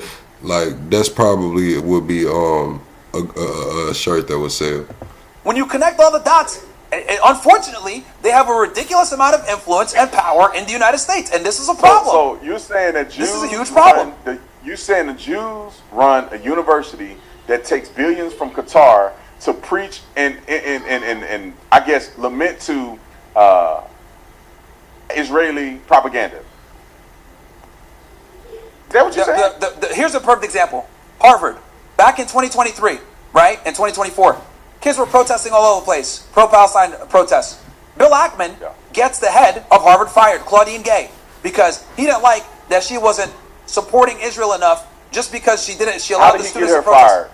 How did he get her fired? He complained to Harvard. He's a huge donor. Enormous amount of influence. This is what I'm talking about when I say... Is he the biggest? No. Is he the biggest? Who gives the most money to Harvard? Him or Qatar? You right now is Qatar. Okay. Billions of dollars. Okay, but how was Bill Ackman able? China. Okay. Billions of dollars. That's fine. Harvard has a huge list of donors or whatever. So that makes my point even stronger. Then Bill Ackman doesn't even give us much money, but he was able to get the president fired. Fired the president. For the probably the board. These schools all have a board. So, but he what got you're her saying, fired. Myron, here's the problem with what you're saying. The head of Harvard. Here's the problem with what you're saying. Okay. You are attaching ill intent and malice to everything that a Jewish person does. He said why he fired her. Why can't she just be inept and lost her job because people that are in administration and people who support the university wanted her out? Why does it have to be one guy that happened to be Jewish that has all the pull? It takes more than just him because to get he said fired, it himself. Bro. He said it himself. He was pissed off that Harvard wasn't doing. She was the president of Harvard. Was he the only one? The only one mad at what she did. Him and the Jewish organizations, right, like alumni, basically threatened to withhold donation money and threatened to stop supporting Harvard if she stayed as president, and they got her fired. Do they have a right to do that? Do they have a right to do that? Okay, you're taking away from my point. They did it only because they're Jews. Hey, look, chat, we are 16 subscribers away from the next sub goal, man. If you are not subscribed to the channel, we go live every single day. We're talking current events, politics, and entertainment. Currently, we're doing a reaction to Officer Tatum and Myron's debate over Israel-Palestine, man. Hang out with us, man. Subscribe to the damn channel. Dude. Yes, pretty much, yeah. That's why, because they didn't like the fact that she allowed these protests to happen in Harvard that were anti-Israel. To run rampant on the campus. The students, a lot of them Jewish, by the way. Support them. A lot of students who are Jewish, by the way, were protesting against the genocide back then, and then they didn't feel like she was doing enough to curb the anti-Semitism because they got rid of her. If that doesn't show influence, the point of this discussion here is thank you, Pisces. Undue influence. She didn't get in trouble until there was people getting bludgeoned on campus who were Jews in front of the world. Became a viral. It became a national story. Donald Trump spoke about it. We had congressional hearings on it. Jewish students on campus were getting accosted. This is when it started to unravel. It was protesting, right? It's not protest. It's rioting. They literally had police come and shut these riots down. Myron, again, police on campus arresting people. The point I'm trying to make here is no other country has this level of influence where we can get presidents kicked out of Ivy League schools. Country. We can go ahead and pay congressmen off. We can go ahead and put laws in place for a foreign country. They don't have to register under AIPAC. That's not on behalf of Israel. That's on behalf of Jews. No, the protests were strictly because of what was going on with Israel and Palestine. That's why they protested. Pushing anti-Semitism against students on campus. No, they weren't. Who have nothing to do with Israel. It was protests against what's going on in Gaza. But they were targeting Jewish students on campus. Let's ask this. Prior to 2023, did anyone say anything or criticize Jews or Zionism or any of that stuff? Prior to 2023, October 7th? I would say yes, but I don't know. Okay, I wasn't involved in it wasn't, that's fine. Because I've been talking about this topic before it became hot for people to talk about. Prior to October 7th, no one even knew what Zionism was. No one cared, no one talked about it, because you would get banned if you talked about Israel, Jewish power, any of this stuff. You'd get banned. Then after October 7th happened, and people saw in 4K kids getting blown up and killed every single day by the Israeli government. Just the kids? But the majority of people that have died have been kids. How is that possible? 3% of the people that have died in Gaza are children and innocent and civilians. According to the IDF's own stats and numbers. No, they're 80%. 83%. Brother, 83% are civilians. Oh, yeah, you said civilians, but you said kids at first. Over 50% of Gaza is children.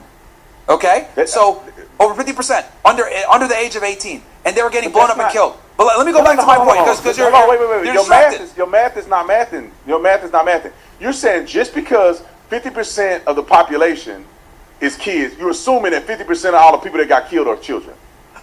No, I said 50% of the population, around 50% of the population in Gaza are children. Then I said... Wait. Define children. Under the age of 18. Under the age of 18. 17 and under. Okay. Okay, so we're talking about half the population, right? Now, people, that was just the kids. That's not including the adults that are innocent and everything else like that. That were killed so far in Gaza, 83%, this comes from internal Israeli documents, by the way, 83% have been civilians. And a lot of them are kids. And then on top of that, we have doctors that have testified that said almost all the people that came in to see, that I saw were children that died. Doctors in Gaza They're are American, telling you the truth. American, British, Australian doctors. How would most of them be kids? You saying that kids are just in the buildings by themselves? Kids are just walking the streets by themselves and getting blown up? The kids are with the adults. Kids, how would you say majority of these kids dying? If you blow up a building with people in it, is it just kids in the building or adults and children? What I'm telling you is, you act like they're just targeting kids, Myron. That's what I'm saying. I'm saying they don't give a shit who they're targeting. How they going to target adults without the kids? How they going to target Hamas without hitting civilians? And how you going to hit civilians without hitting some kids? They don't care. And that's precisely my point. What They are don't care. Myron, what are they supposed to do though? Okay, I'll tell you what they can do. No, here's the thing. Explain to me this then, Brandon.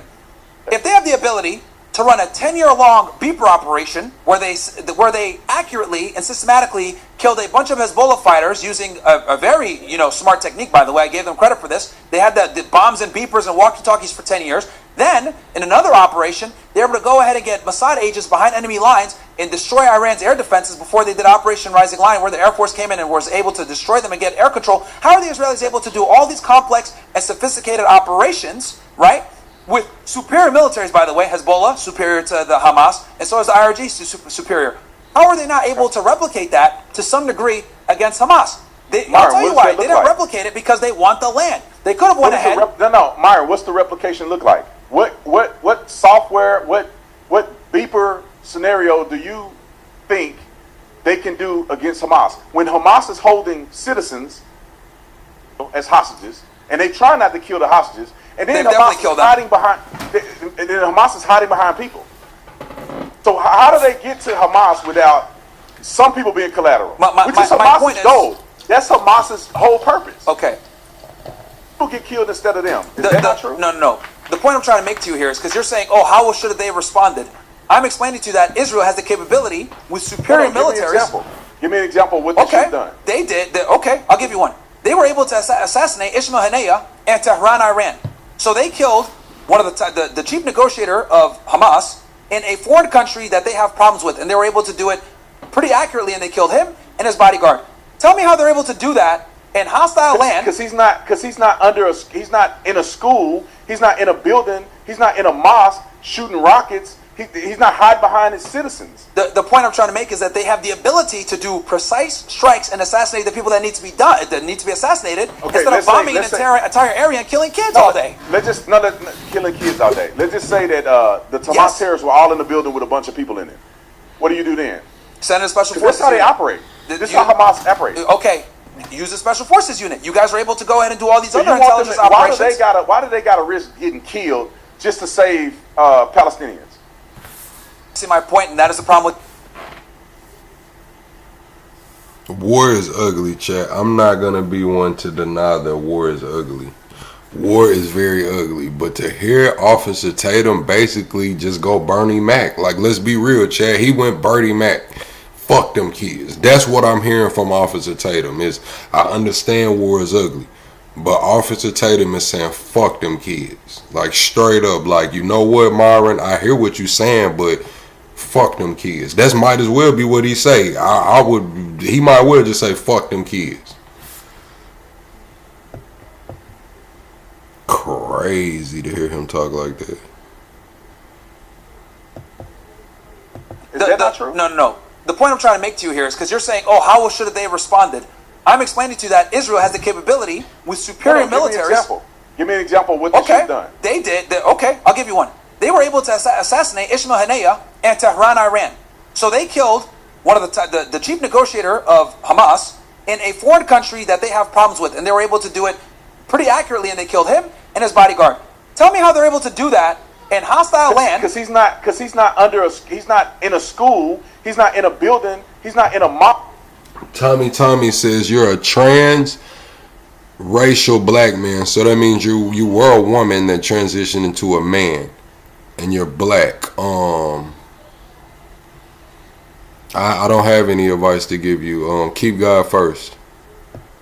Shooting rockets, He's not hiding behind his citizens. The point I'm trying to make is that they have the ability to do precise strikes and assassinate the people that need to be done, that need to be assassinated, instead of bombing an entire area and killing kids all day. Killing kids all day. Let's just say that the Hamas terrorists were all in the building with a bunch of people in it. What do you do then? Send a special forces. That's how they operate. This is how Hamas operates. Okay, use a special forces unit. You guys are able to go ahead and do all these other intelligence operations. Why do they gotta risk getting killed just to save Palestinians? See my point, and that is the problem with the Israelis. It's a war, they don't value Palestinian life, and that's fine. Then you can tell from they don't. You just said it right now. They'd kill all of them at this point if they didn't value Palestinian life. They'd kill all of them. Because here's the thing. I'll tell you this. They're doing this warfare, etc. They're doing all this stuff. They're losing support. And they're woken up the entire support. I don't care if they lose support. The war will be over soon. Look, they're not lose support from America. No, they're gonna. Here's the thing. Why do you think that they're paying influencers $7,000 per post? Why do you think that they bought TikTok? How many influencers? Why do you think they're putting out this anti-Semitism? What? Influencers did they pay?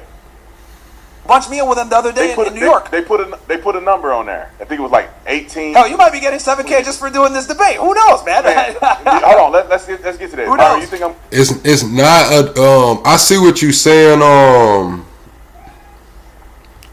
Saying it's more like a choice between our kids and theirs, but it's not.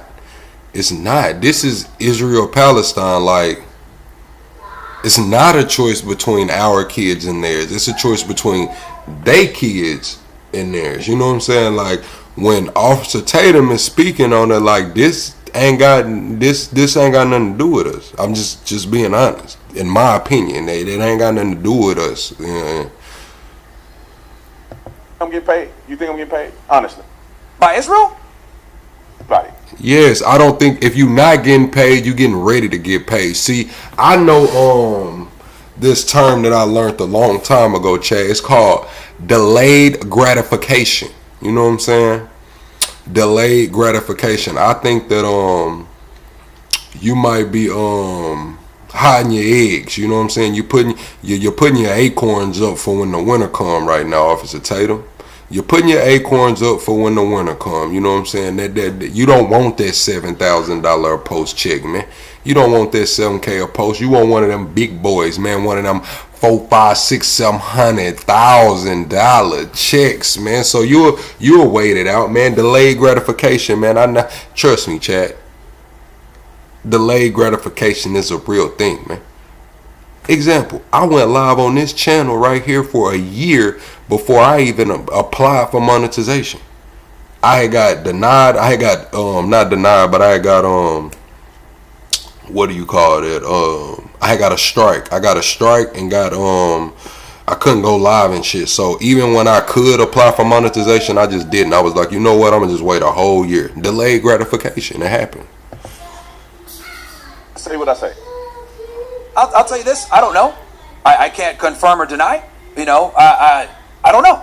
I don't know what Israel's doing. They do a whole bunch of shit. I'll tell you right now, and you and I both know. I'm sure you done podcasts. You make money on podcasts. First of all, $7,000 per video is decent. Enough to make somebody ruin their whole platform over it. That's not a lot of money. And then you got to say they supposedly got 18 to 20 people. How much they paying $7,000 per post? How effective is it to pay $7,000 to a person that got no following? Who are they paying? Well, here's the thing. I'm the biggest Zionist in America right now. Paying me nothing. So who they paying? Because people that support Israel I don't see many of them, and the ones I do see got little bitty channels. And you're gonna pay $7,000 per person for them to push Israeli propaganda to 200,000 people. Here's the thing. Look, the point I'm trying to make here is that Israel has the capability to do targeted strikes, intelligence operations that are very sophisticated. They are doing those. But here's the thing. That with Hamas, they could have done that. They've already been able to do it with more sophisticated militaries. Do it, Myron. Hamas is underground somewhere, and they're underground under places that are heavily populated by the IRGC has tunnels all around Iran too. How do you think they keep their ballistic missiles hidden? They have tunnels everywhere too. No, they went after ballistic missiles. They weren't fighting a terrorist group on a multi-front basis. And so when you say, how do they get to, and you got to think about this, Myron. Hamas, this way. they planned it to where they have to go through the people to get to them. It's not by accident. They put tunnels under schools and they did all this because they knew if Israel retaliated, they would have to end up killing people in order to get to them. I'm going to refute that. I'm going to refute that right now. Did you know that Hamas put a deal on October 10th to return all the hostages back in exchange for the Israeli government not entering the Gaza Strip? No, but what else was in the deal? That was it. No, they weren't going to give up arms. They weren't going to cease to exist, and therefore they attacked. That, you know. Sid, you see what I'm talking about? He said, I'm the biggest Zionist. That's the delayed gratification. He's setting the time. He's just throwing it out there. You know what I'm saying? These little bitty influencers, they're getting 7,000 a post. Nobody knows them. You know, like, I am the biggest. I'm the biggest. Dumbest. Thank you, Gito. Hold on. You give the hostages back and they attack you. But hold on. Because you're saying their goal was to get Gaza destroyed, and I'm telling you that they literally had a deal in place on October 10th. Their goal wasn't to get Gaza destroyed. No, I didn't say Gaza destroyed. Their goal was that IDF couldn't get to them without killing hostages or killing citizens. That was their goal. Now they keep prolonging it, so more people are dying. So, assuming that's true, that they were using the... Oh, you said, how do I know? Netanyahu said it. Netanyahu said that they got a fund, that they bringing it over here, man. Straight up, he said that that this is a war. We got to treat it like a war. So instead of 7-front war, we're now on an 8-front war. We have to get TikTok as the main priority, and then X is the next main priority. He said Elon's not an enemy. We'll have to reach out to him. And yeah, Netanyahu said it, man. People, it's like the Israeli talking point. They're using the people as human shields or whatever. Israeli talking point. That's why would they fight the IDF? That's an absurd. Where are they fighting from? Where are they fighting them from? That's an absurd argument. That they're using them as human shields. Where's Hamas fighting from? Well, yeah, they have tunnels. Okay, and then when they come out of the tunnels, where do they fight IDF at? Out the tunnels, they shoot at them, and then they run back in the tunnels. That's how they're doing it. They're doing straight guerrilla warfare like Vietnam style. And this is why it's going to be very difficult. On the schools? What's that? They got tunnels. They got tunnels everywhere. They got hospitals. They got tunnels everywhere. But the point I'm trying to make is because you made the argument saying, oh, well, their goal was to use these people as human shields. I'm telling you, on October 10th, there was a deal in place to get all the hostages back to Israel. Myron. In exchange. Yeah, they say the other side get paid too, or the other side is bots. They say the other side uses a lot of bots, but they do say Qatar pays people as well. And here's my thing. They give the hostages the Israeli government, here's another ugly thing. The Israeli government doesn't give a fuck about the hostages. They don't. What do do, Kate? Myron, if they gave the hostages back on October the 10th, what agreement did they have? Agreement. As far as like they're still occupied. No, they're still occupied. Yep. It's still an apartheid state. Yep. Israel still is on the West Bank. Yep. Israel didn't concede to anything. So why would they on October the 10th want to give hostages back and get nothing in return? Sure, that didn't happen. I'll explain to you why. So when October 7th happened, right? This is what the Israelis did. Zakah organization, the head of that, went around saying, "Oh, there were babies in ovens. Women were getting systemically raped. There were mass rapes, beheaded babies, the babies in ovens, etc." And Benjamin Netanyahu took this lie and spread it. Next thing you know, Joe Biden saying, "Oh yeah, what happened on October 7th was horrible. We had beheaded babies, blah, blah, blah." So the Hezbollah, the atrocity started formulating and it started getting crazy. Hamas knew right then and there, oh shit, they're going to level this strip. They're lying about this stuff so that they can go ahead and get support for a war where they're going to decimate this fucking land. Knowing that, they said, look, we're going to go ahead and we're going to give you guys the hostages back so that we don't get utterly destroyed. Because the Israelis ran with the propaganda to fuel their war, to what they're doing now, and then by the time everyone figured out that they lied about the beheaded babies, they lied about the mass rapes, they lied about them not activating the Hannibal Directive, all this shit. People. They beheaded people and they did rape. They didn't behead babies. They didn't put babies in ovens. None of that is true. That's they all a lie. They burn babies and parents and stuff alive. Thank you, Lala. Chat, I was locked up with this dude one time and he'll put a baby in a microwave. I'm not gonna lie, the chat. The man put the baby in the microwave. They wouldn't even let him come out. Like, it wasn't no spots for him, and it was two dudes actually. One man forced the baby to eat its own feces, and the baby got sick and passed away. The other man put the baby in the microwave. But the hole was full, so they couldn't go to the hole. So they brought him in our pod. But the whole time they was on lockdown all day long. But state law, they got to get an hour out. So they used to make all of us lock down while these damn child abusers was getting their hour out to do whatever. And you know what they would do? They would fucking taunt us because they knew that we wanted to, you know what I'm saying? Yeah, but they would taunt us. They'll walk around like, yeah, and you know, just, you know, taunting and shit, man. These motherfuckers done put a baby in a microwave and force fed a baby feces, man. There's some sick people in this fucking world, Chad. There's some sick people in this world. Baby was killed on that day. Her name was no, there wasn't no one baby. They got video footage, Myron. Did you see the video? I did look at it. 45-minute video. Hey, I did watch the 45-minute propaganda I watched video. some of it, and they were chopping people's heads off, Myron. Okay. They were killing innocent kids, executing them. I'm not They saying killed like 100. They killed, I think, maybe 1,000 people at that festival, gunning them down. They raped women. They took them back to God. They probably raped them over there when they took them back to God. There's no proof of mass rapes. Number one, because the Israelis. It don't matter about the Israelis will not. Well, if you rape 1 or 2 people, that's still too many rapes. Here's the thing. We don't have any physical proof of that whatsoever. They got video of them raping a woman. No, they don't. And cutting her breast off. No, they don't. There was none of that. That's not Appreciate true. that, Case. I didn't see it, but there's people that saw that 45-minute video. They're lying. I looked at that 45-minute video that you're talking about. Yes, they made it up. That's what I'm trying to explain to you. Dude, for 45 minutes, what did you see, Myron? Okay. For 45 minutes. A lot of them running on dirt bikes, going into kibbutzes, shooting into random houses. Some of them getting killed, actually. A lot of footage of them getting killed, actually, and the GoPros. But the point I'm trying to make is that, here's the thing. I'm not denying the fact that horrible things happened on October 7th. I'm being very explicit about this. Terrible things that happened. What's the reason behind it, Myron? Terrible things that happened. Why did they do October 7th? Hold on. What was their plan? Their plan was to get hostages so that they can do a hostage exchange because Israel is holding 11,000 Palestinians illegally. But the point I'm trying to make is this. That was the goal. It's to do hostage exchange. They did all that just to do a hostage swap. Yes. That is why. That's not a part of any of the negotiations. What? One hostage swap. No, because they understand that if they're able to kidnap one Israeli, they can get back hundreds of Palestinians for that. This is what they did with Eli Shalat, which is actually going to talk about what I was going to say next. Here's the other thing. So they were pushing out these lies: baby cut out of a pregnant woman, beheaded babies in ovens, etc., mass rapes, all these lies, right? The Zaka organization pushed a lot of these lies because they were the first ones on the scene dealing with the bodies so they could, put them in a proper Jewish burial. The point is that the Prime Minister ran with these lies and Joe Biden ran with these lies. The entire world was. That's the name of that damn snuff film that came out when I was. It was 2 Guys, 1 Hammer. It was called 2 Guys, 1 Hammer. They was unaliving them people, putting the nail part where you pull up the nails with the hammer. They was putting that in people's eyes, like just boom, beating them to a pulp. They cut that baby out of their pregnant woman. They was recording all of this shit and uploading it to the internet. It wasn't even on the dark web, chat. It was called 2 Guys, 1 Hammer. I remember that shit. I was in like 6th grade, 7th grade, and they was doing that.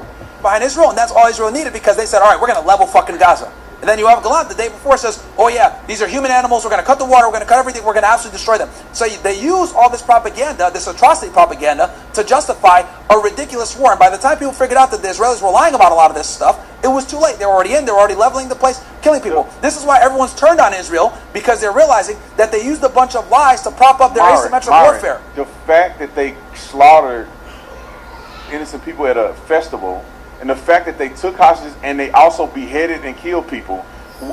Okay. That's enough. A bunch of the people that were killed on October 7th, here's another dirty thing. The Israelis did it. The Hannibal Directive was activated on that day.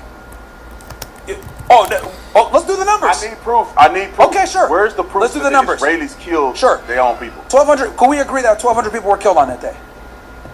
Here you go, Chad. It says the phrase 2 Guys, 1 Hammer refers to the infamous 2007 case of the Dnipropetrovsk maniacs, 2 Ukrainian teenagers, Viktor Sakento and Igor Soproniuk, who were responsible for a series of murders. The most notorious incident involved the brutal murder of 48-year-old Sergei, which was captured on a mobile phone titled 3 Guys, 1 Hammer. The video lasted 6 minutes, showing the men using a hammer wrapped in a plastic bag and a screwdriver to attack Yatkinzo in a wooded area, with one of the perpetrators smiling at the camera during the assault. Victims were often targeted for minor reasons such as being perceived as weak or vulnerable. The suspects were found in possession of multiple photographs of themselves at the funerals of their victims, where they can be seen smiling and making offensive gestures. So yeah, that was the 3 Guys, 1 Hammer shit, man.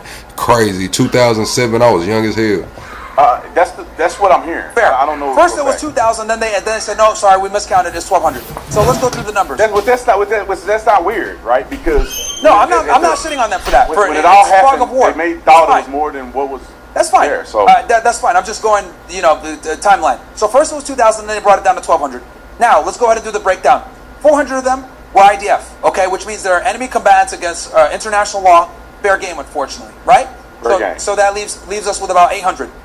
We know that at least 200 of those people were killed through the Hannibal Directive. And the Hannibal Directive is a directive where the Israelis are allowed to kill their soldiers and their people if they're kidnapped by Palestinian militia groups. And the reason why they have this rule, I'll explain why they have it, is because they know, look it up, search Hannibal Directive.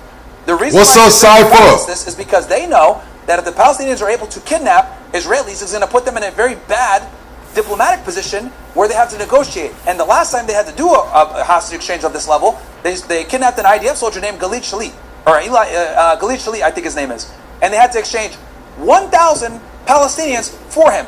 One of those Palestinians that came back was a guy named Yahya Sinwar, who was the head of the military wing of Hamas and was obviously doing a whole bunch of shit that pissed him off. He spoke Hebrew, he understood the Mossad very well, he understood Shin Bet, he studied them for 20 years while he was in prison. So he was one of the guys that came back. So the Israelis said, you know what, never again. We're not going to be appointed in a situation like this. It's just better to kill these Israeli hostages instead of them getting back into the Gaza Strip or wherever, because it puts them in a bad spot. Yeah. Byron, you off on this. The Hannibal Directive is only the protocol to kill soldiers. Yes. Preventing them from getting captured. Also civilians, because... No, it doesn't say civilians in here anywhere. Of course it's not going to say that. Bro, you do realize that every Israeli is effectively a soldier, right? They have mandatory military service. No, but... They have mandatory military service.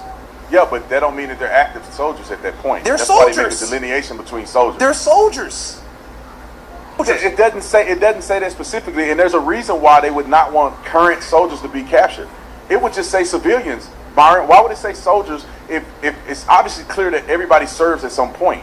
So why wouldn't it just say civilians? Why would it have to say soldiers? Because it sounds horrible to say it that way. They're going to put soldiers so it sounds better. So they have plausible deniability, like, oh, well, we have to do it because they have intelligence. You're floating something that's subjectively nefarious. Why can't it just be what it said? Why can't it just be what it said? Where do you have evidence that they're doing that to citizens? Sure. A couple of Israelis went on a podcast like a day or two after, and they admitted Israeli tanks were shooting into the kibbutzes. The other reason how we know that the Israelis killed them, a bunch of the festival goers that you're talking about, they were burned alive and shot with Hellfire missiles. They don't have that. The Hamas doesn't have that. Who has that? The IDF. Apache helicopters were shooting down and killing them. Where's the video of that? There's a bunch of footage on it where Apache helicopters are shooting concert goers.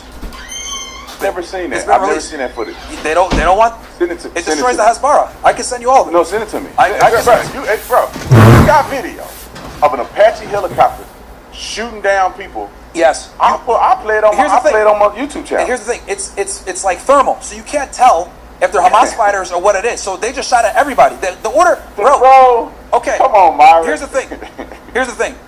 Yoav Galan, he's been indicted by the ICC. He was the defense minister of Israel at the time. He admitted on Israeli TV, and I'll send you the link for this too. He admitted that the Hannibal Directive was in fact activated on October 7th. Yeah, but I'm just reading it right here. Yeah. It being activated makes sense. Yep. Activated against active military or on behalf of active military not to get captured, that all makes sense. It's not anything nefarious if the But that's important to the 1,200 that were killed. Directive. But that's important because October. Well, how many were killed on the Hannibal Directive? 200 confirmed. And they will be counted as military personnel. Well, again, so you said 400 military personnel were killed. There's no video evidence of anything that you're talking about that I've seen, but I'll take your word for it. They do have a Hannibal Directive, but how many people were killed in the Hannibal Directive? And they have to be military active personnel. We know it was 200. Not people living in the kibbutz. It was 200 at least that were killed with the Hannibal Directive. According to who? This comes from Times of Israel. That's where I got that number. Well, I believe the government a little bit more than Times of Israel, or at least I want to hear what the government has to say. That's Israeli media. The IDF will. I want to hear what they got to say too. Well, here's the thing. The point I'm trying to make is this. October 7th, the atrocity they try to sell, where they're like, oh yeah, 1,200 people, babies beheaded, babies in ovens, etc. They sensationalized it to justify a war. and to justify not just the war, but a genocide that they have going on now. I'll say this. At maximum, Hamas killed 600 people. At maximum. We don't know how many they killed versus how many the IDF killed. And here's another thing too. You gotta understand, every single person that they get back into Gaza, they're able to get hundreds of Palestinians back.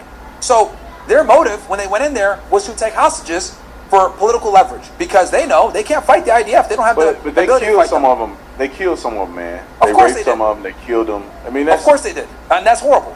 That's horrible. If they did that in America, what do you think we'll do? Good. But Why can't Israel? Why can't it be not good in Israel's stance? My thing is if this. they come to America and do that. Because here's the thing. We give them money. I'm gonna keep it real. If that kind of American did that, it wouldn't be good. You know what I'm saying? I think it would have been a lot more death. I think it would have been, you know what I'm saying, it might not have been a Gaza Strip anymore. It might not have been able to be rebuilt on for a few years. If y'all get what I'm saying. Just putting that out there. I can't lie. We give them support. They don't listen to us. They'll disobey us all the time. They do a bunch of bullshit. They just obeyed us with a peace agreement that Donald Trump crafted, and Netanyahu signed it. We told them to turn them jets around and go land them in Iran. They bombed one of our best allies in the Gulf. They had a strategic operation, and they failed. Did America condemn them? They violate the Hezbollah ceasefire all the time. They bombed the Syrians after we had just went ahead and struck a deal with them as well. And Hezbollah is not launching missiles into Israel as we speak. No, not to the degree that the Israelis are bro, launching. you act like it's one-sided. Hezbollah. Because Israel's the main aggressor. Israel's absolutely the main aggressor in the Middle East. That's subjective. They're not the main aggressor. Dude, they've bombed 7 different countries over the past few months. Yeah, because they've bombed and attacked all their neighbors. All of these countries are at war with Israel, and they're a threat to America. That's why America don't have a problem. They're not a threat to America. That's a lie. Why are we supporting it then? What's up, Liga? We have Jews that have a dual allegiance in America. Trump is not a Jew. Yes, but he's backed by them. Miriam Adelson gave him $100 million for what? For what? Elon Musk, obviously because he believes in what she believes in. But she believes in Israel. She's an Israel he raised he got $2 billion. Think about it. He got $2 billion. Mary Ellison gave $100 million. That's a lot. Elon Musk gave him $250 and she's given him $300 million over time. Why did Bill Ackman and all these other Elon Musk, you're leaving out the fact that Elon Musk gave double what she gave to Donald Trump. But Elon Musk is donating from a position where, I'm going to get to be involved in the government, I'm going to be able to head a Doge, I'm going to have some influence, etc. Think about this. No. Who has more influence? Money for Israel. He didn't. I doubt he donated. Who has more influence, Marion Adelson or Elon Musk? Elon Musk worked in the government for $250 million. With Donald Trump? In the government, brother. Miriam Adelson has been to the White House more than anybody else. That's not a government employee. Elon Musk had. So what Officer Tatum is not really realizing is like Trump did go to that Fordham University.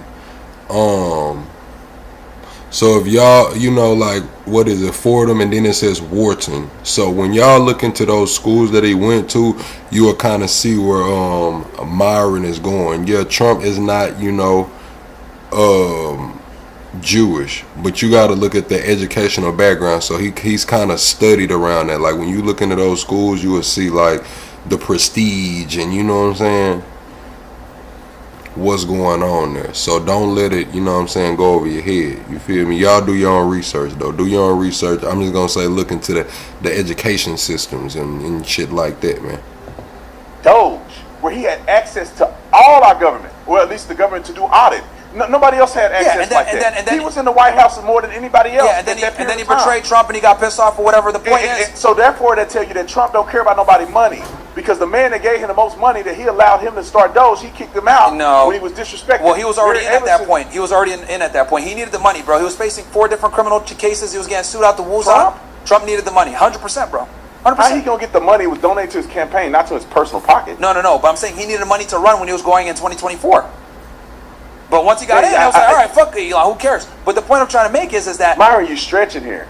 How am I stretching? You're using money given to Trump and Mariel Adelson. She didn't give him $300 million. Tom, one hit One hit, Elon gave him $250, and then that's not even including how much he helped Trump in winning the election. He was giving people $1 million to register to vote. He helped a lot. probably had more influence in Trump winning the election, and he owns X. Okay. So he's posting every day on X. Here's the thing. He gave Trump X back. I mean, this dude had way more impact in this election I get than that. a woman But giving money. you can't refute the fact. Here's the thing. Donors all have their own agendas, right? With Elon Musk, it's power, influence, less regulation, etc. With the Adelsons, it is protect Israel. That's what she cares about. Not only that, it's not just protect Israel, brother. That's her. No, she's a single issue voter. All she cares about is Israel. That's all she cares about. Because if Her and America Sheldon go to both. crap, Israel don't exist. Which is why she donates money. That's why she donates money, to ensure that there's always Israel's at the forefront of conversation. She was huge in lobbying. Side. She was the one that She got didn't Marco Rubio donate in. money to a Democrat. She got Marco Rubio in. She literally said, "Hey, I want Marco Rubio in." He got put in as Secretary of State. Also, how is it that Bill Ackman and all these other guys that are lifelong Democrats, right? All these Tech Valley bros came out of nowhere to support Trump. Why? Because of it. We're gonna see what happened with a lot of these global conflicts. We're gonna see if China's gonna move on Taiwan. We're gonna see what's gonna go on in the Philippines. Man, we finna see a lot of this shit. So over the next few years, I believe. So we're gonna see how America reacts. If it's some favoritism going on.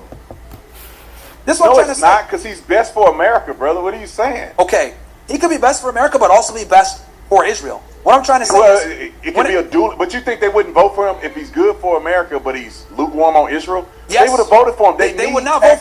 If he was not super pro-Israel, these tech bros would not have left bipartisan lines to come over and vote Republican. There's no way. Let me and that dismantle just proves your what I'm argument. trying to say. Let me dismantle your I argument. say- Trump has been pro-Israel since 2016. You're correct. They didn't vote in Yes. 2016.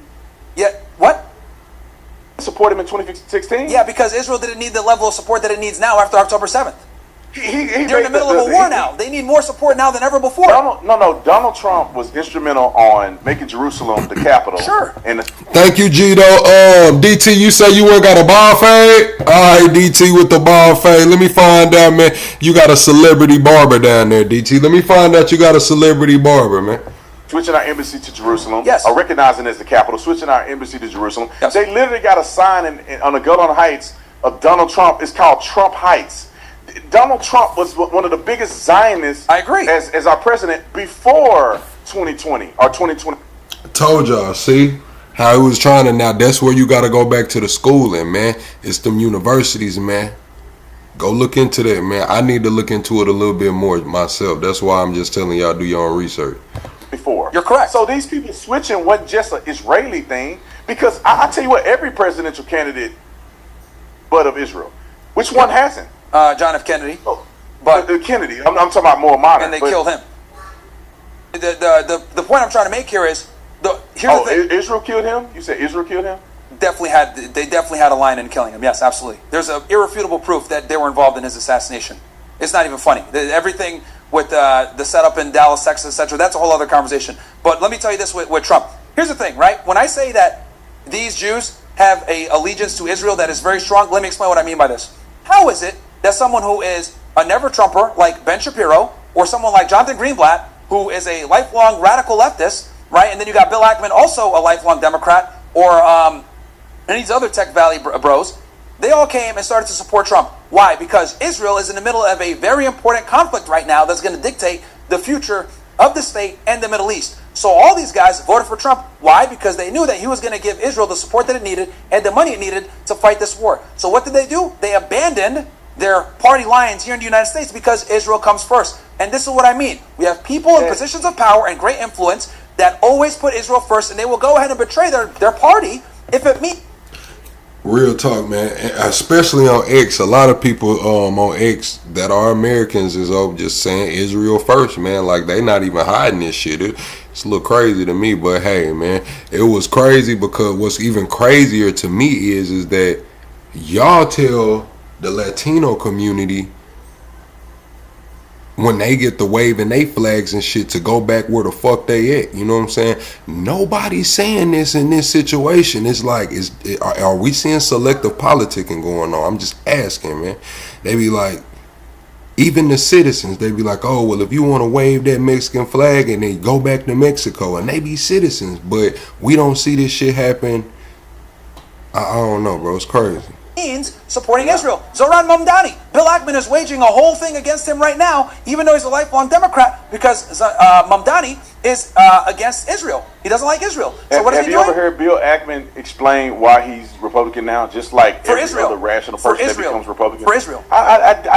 He voted Democrat his entire life. Mari, you can say that, but that's you making a hypothesis. That don't mean it's true. He's a hardcore Zionist. Mari. He's admitted this many times. Mari, our country was at stake in 2024. Everybody in America saw, even Elon. Why would Elon switch? Elon is a Zionist. It's because our country was at stake, man. And everybody saw how poorly that our country was run. And when Elon took over X, everything was getting exposed what the Democrats were doing. We don't even know who was running our country during the Biden administration. They put up Kamala Harris. I mean, so it's a lot of people that realize what was at stake with America.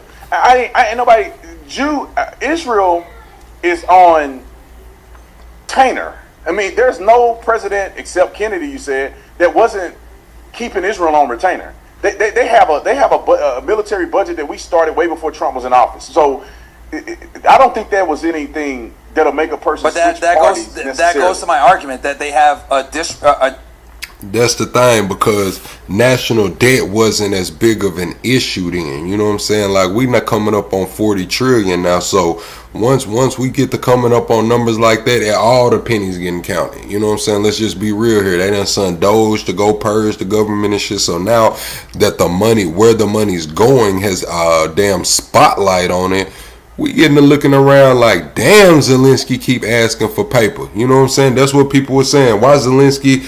They was calling him begging ass Zelensky.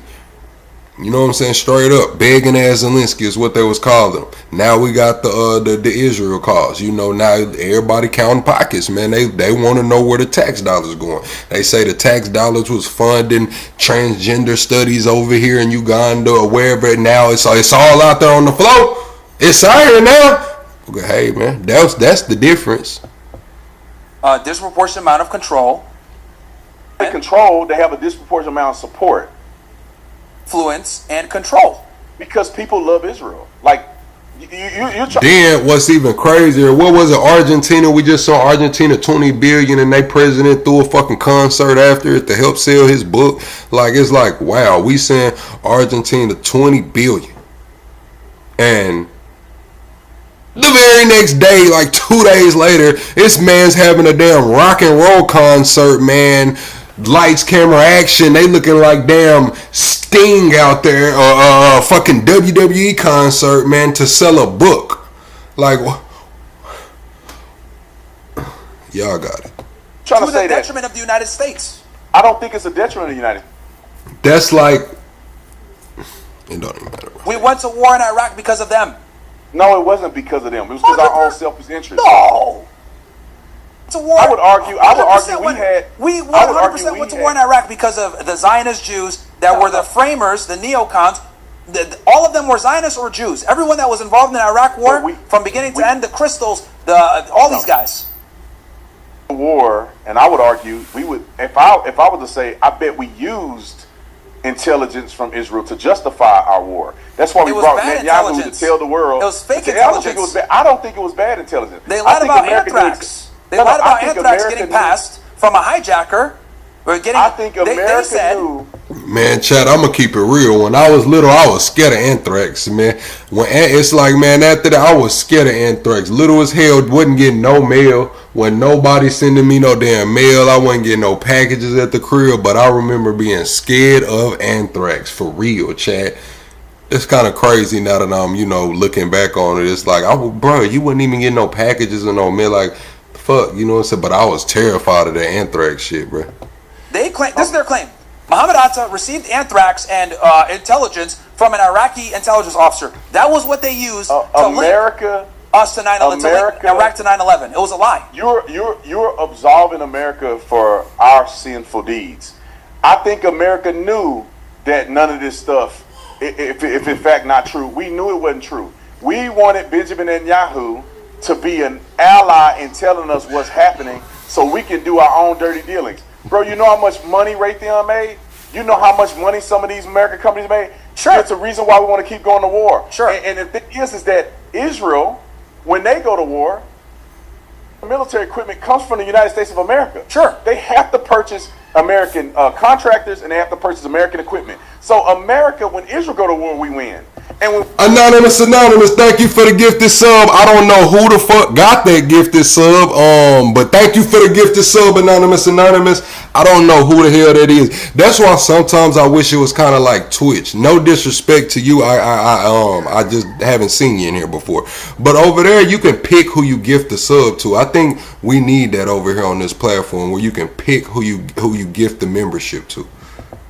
Go to war, we accumulate wealth. I think America is the biggest problem. Israel is. Well, who runs America then, Brandon? Who runs America? I mean, it's Come a on, man. few different See, things. it comes full circle. Jews run Not America. really. Jews How run do America. Jews run America, Myron? Okay. Right now, who's the leader of the country? Donald Trump. Speaker of the House. Mike Johnson, whatever. Mike Johnson. But all these guys He's are not a hardcore Jew. Zionists. They don't have to be Jewish. Yeah, They're because- hardcore Zionists. He was in the because West they Bank love taking Israel. pictures. He was in the West Bank taking pictures. They love illegal Israel. settlements. Bragging. Because they love Myron. Because they love Israel. That's the, how Because is they that get paid nefarious? by Israel. Payment to Israel is not the only reason why they love Israel. You tell me that doesn't influence it? Oh, you can pick who you gift the membership to? Damn, I didn't know that. Okay, thank V. Think so? I think what's happening is they're picking people who love Israel. I think if you get $1 million, $2 million from a person, right, a donor, you're probably going to care about what they care about, and that donor is going to say, you know what, just protect Israel for us, okay? You might come on. No, Myron. I think you got it backwards. What you got it backwards. What the donor is looking for is I'm gonna put money behind a person that agrees with my position, and then you can influence that position. Yeah, but they already agree with it. No. So me. They agree with it because they're getting paid. Or they're misinformed. Or they're misinformed. No, that's subjective. I think that for instance, I'm a Zionist. Yeah. If I were to run for office, a bunch of people who are Zionists would love to back me. Yep. You're right. They're not gonna make me be a Zionist. Okay. They're just gonna. There go the money right there, chat. I told y'all. Back me because I am a Zionist. Let's go through this. If me and you both ran, right, for government in the United States, you'd be able to raise a significant amount more of money than I can because you are pro-Israel. From Jews. No, I'll raise money from Jews more than you would. Yeah. Well, here's the thing. They're the ones that have a ridiculous amount of wealth in this country and have a ridiculous amount of influence. Okay? They run the media. That's the truth. But think about this. They run social media platforms. That's the truth. The head of all the main agencies was a Zionist Jew, pretty much. YouTube, Susan Wojcicki, right? Now it's Neil Mohan. Myron, if that was true, if Instagram, Adam Mosseri, Mark Zuckerberg. Myron, if that was true, then the propaganda Google, Sergey Brin. Against Israel and all the mainstream media just bashing Israel every day, that wouldn't exist if they ran all the media. And then every Zionist, it's literally about to get. They just bought TikTok. And then here's another thing too. Notice how I know you said that the media bashes Israel all the time. They bought TikTok. Yes, Larry Ellison, who is a huge Zionist supporter, gives millions of dollars to the IDF, bought TikTok. How is it? Just he's because a Jew as well. He's a Zionist. He's a Jew as well. He's Jewish, meaning they won. No, I'm saying that they are going. They bought. You said they bought it. Yes. America bought it. An American bought TikTok. Yes, an American. They didn't sell it to an Israeli. Who also donates a lot of money to a foreign government and is friends with the prime minister and lets him vacation on his island. Listen, Larry Ellison is a good friend of Netanyahu. I think you're conflating the two things. If I had enough money to buy TikTok, would you say the same thing about me? I'm a stunt Zionist. No. Well, my point is that if me and you ran for office, you would be able to get a significant amount of more money and support, and you would. That's not true. Yeah, you would. It's not true. Hillary Clinton raised way more money than Trump, and he's a stunt Zionist. Well, she was an established. She's an established politician, and Trump didn't need the money like that in his first run. Even his second run, Kamala Harris outraised him by a large amount, and she was only in the race for a couple months. So I don't think that's true. I think, Myron, if you were to say they control you would both get sides. a lot of Jewish donors, or Jewish people would support me over you. Yes, and you would also have a footing with the government because they run politics. But they're not going to make me be a Zionist. Why does why is it that Thomas Massey is always in fear of losing his position? Why do they go ahead and call him an anti-Semite and it's hard for him to get to get anything get pushed. He's like literally like ostracized. MTG is starting to get ostracized now. If you're not a Zionist, it's very hard to be a politician in America, is my point. Well, first of all, she has won multiple elections. I don't think anybody's challenged her any way significantly. It's going to be harder on the next one. She didn't have to go kiss the wall or nothing like that. So she's just fine. She was a Zionist before. Now she's changing her mind. But what I'm trying to say is, you can't become a politician of real consequence in the United States unless you're a Zionist. That's my point. Which means they have a ridiculous amount of influence in America. 90% of Congress is funded by them. That's true. I think what happens, Myron, maybe we're saying the same thing. What I'm saying is that there's people in America who are Zionists. Yeah. They love Israel. They believe in it because of the spiritual connection. Sure. All of the above. When those individuals run for office, there's a plethora of Zionists and Jewish people are going to support that person, and they may win because there's a lot of people with a lot of money that want a politician to represent them, and that's just the way it is. Yeah. Why is it nefarious? The reason why it's nefarious is because... Only because you don't like Zionists. If you like Zionists, it wouldn't be nefarious. Okay. Problem, because we have a foreign state has a ridiculous amount of influence on our political process, it's not a foreign state, Myron. That Jewish people live here in America. Yes. And they have a heart, and they also have an affinity to their homeland. Myron. And they will put America second because of that affinity to that homeland. You cannot have dual allegiance. Here, I'm going to be also honest here. You cannot be an American patriot and a Zionist at the same time. I'm sorry. Yeah, you can't. You got to pick one. How? Because because goals and what we're trying to do doesn't always align. And a lot of the times we have to bend the knee to support Israel and put ourselves in very precarious political situations because Israel runs rampant. Israel's wars and their bad foreign policy and their cowboy activities run rampant all across the Middle East. They're doing a genocide right now in our name. This makes us look like shit. I disagree with that. Cannot have dual allegiance. You got to pick one. It's either you're an American. Aaron, what the fuck wrong with you in here asking folks for money, man? Aaron, pipe down. You said I identify as a billionaire supermodel. My bad, Aaron. You trolling. My bad. You know I do have people coming in here tripping, but my bad, Aaron. Or you're a Zionist. Can't have both. I don't believe that's true. You can be an American patriot, America first, and you can also support Israel. Israel does not come before America, to me. If we went to war with Israel, them the same way that I think about Hamas. Fine. If somehow they ever did an infraction in America, we will take over Israel, and it would become a Christian nation. Fine. And I believe that with my whole heart. But here's the problem, though. Does not have the Jews don't think that way, Brandon. What Trump is That's doing. fine. You're thinking that way. That's fine. You're thinking it that way. But what I'm saying is, the Zionist Jews that live in this country that have the influence that are paying these politicians don't think that way. They look at Israel first. That's all I care about. They are single-issue voters.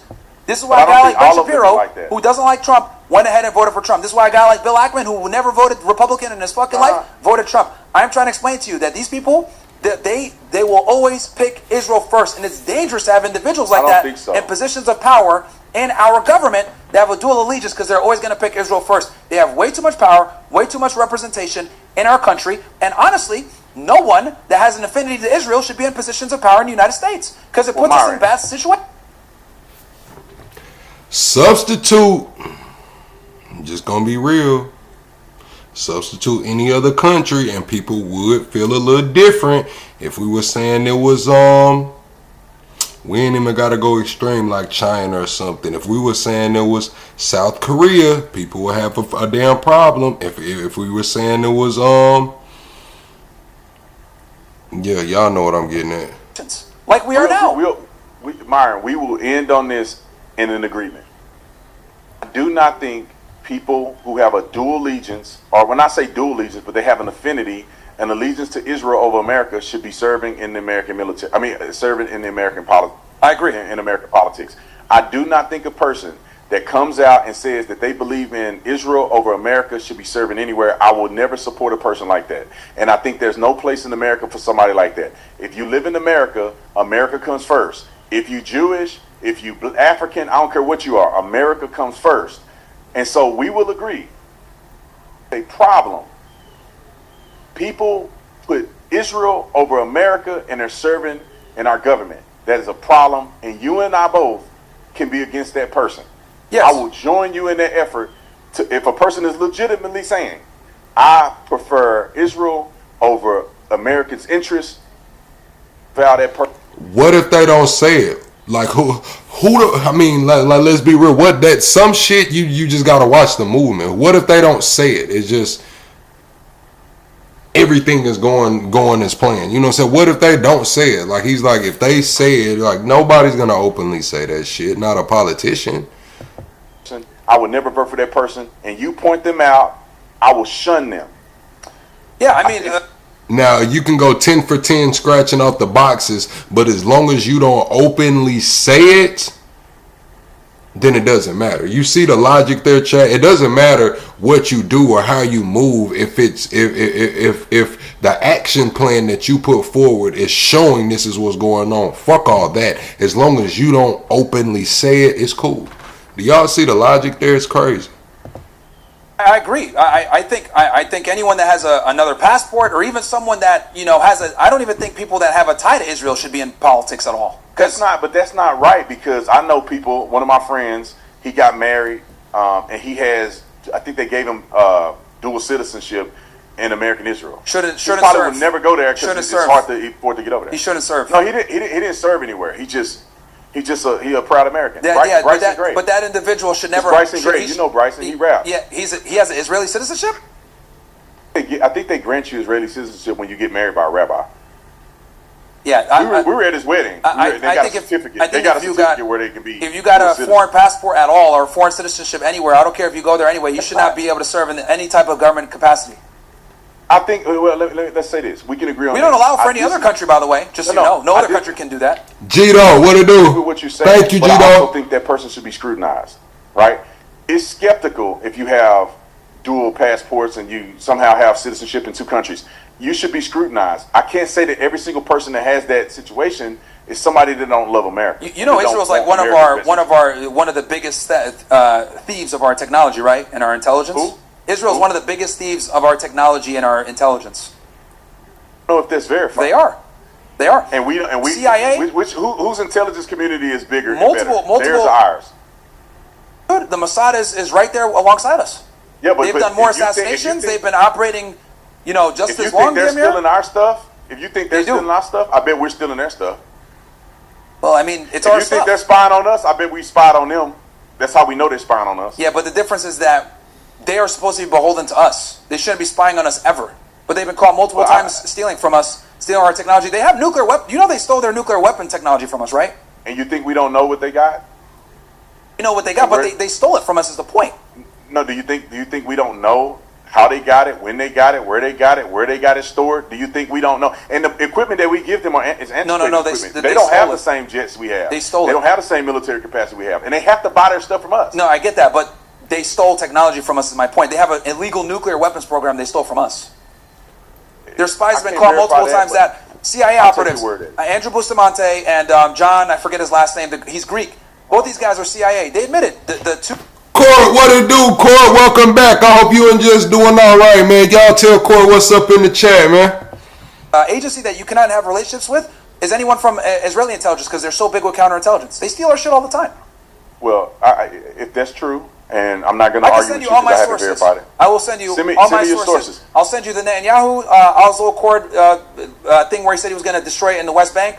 I'll send you the Hannibal Directive. I'll send you the numbers, all that stuff. I'll send it to you. All right, perfect. All right. All right, thanks, man. I got to run. We on here 2 hours. We supposed to be just an hour. Yeah, no worries. We'll have another one, another discussion on the other stuff later.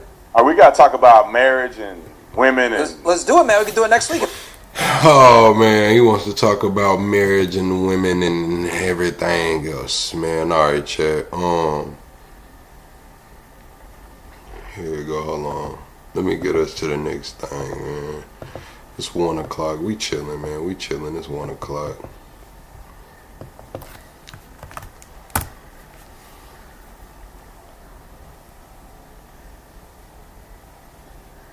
On a bank loan? He paid the loan off. The bank said he was a great customer. Batch. Bridge. Low. 789-2. Be your last chance. You know, these cases before this... ICE vehicles. I mean, y'all were standing down. The Democrats are never... store sale that's going on right now. National Antifa Uprising, the same groups that funded No Kings. And they have the talking point that Antifa doesn't exist because it's directed by George Soros and his son. We've produced the documents. It's all on record. It's been known forever. They've declared an international terrorist group, not just domestic. So Trump gets what's coming. We're getting rid of all the white men. I mean, this is a racist-ass lady. Oh, he talking about Letitia James, man. I think he talking about Letitia James getting indicted. He's also talking about oh no, he said Senator Schumer, my only concern now is being a head lawyer October 19th, no kings, and appealing to his racial base. He's also talking about Letitia James got indicted. I forgot we didn't cover that. And Schumer's only concern right now is being the headliner on October 18th for No Kings protest. To radical base. We're getting to that. It's going to keep the shutdown going, according to Mike Johnson's sources that talk directly to him, until the 18th, in the words of Hakeem Jeffries, to build anger and hopefully trigger nationwide violence. And all that ties into Trump and the Insurrection Act.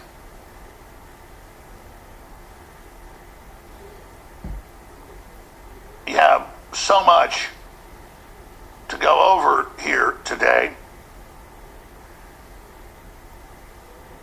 I could show you, I mean, you don't need me to tell you about this, you've seen it too. I can show you 100 hours of Antifa. Tune in. Still this facade, though, so that the few remaining supporters of the left, the Islamists and all the rest of them, still feel like they're in charge. Oh, they've got the biggest sets. They've got the biggest audiences. They've got dozens and dozens of writers per show at $50 million salaries.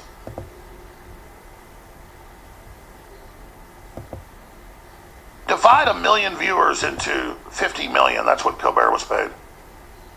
How much is Colbert paid per viewer? The facade. Absolutely incredible. Now, let's let all this ties together. So I couldn't really tell you what the top story is. They're all interconnected. Big war news with Russia and things that are really important and that are just unprecedentedly dangerous, and the precarious nature of the economy. And the new front runner to be the replace Newsom when he runs for president is literally a psychotic goblin woman, more hideous and dumb than Kamala Harris. Looks like some type of animatronic white gorilla. Katie Porter. That's all coming up. So much more today. But the Letitia James issue has so many sides, so many angles to it that are so illustrative of what we're facing. She runs on, I don't know what I'm going to put Trump in jail for, but if I get elected Attorney General in New York with total backing of Soros, I'm going to throw his ass under the prison. And all her racist comments about, we're sick of these cracker, lily, white people, and we're getting rid of all the white men. I mean, this is a racist ass lady. Dumb. And then she's got all these houses she claims are primary residence.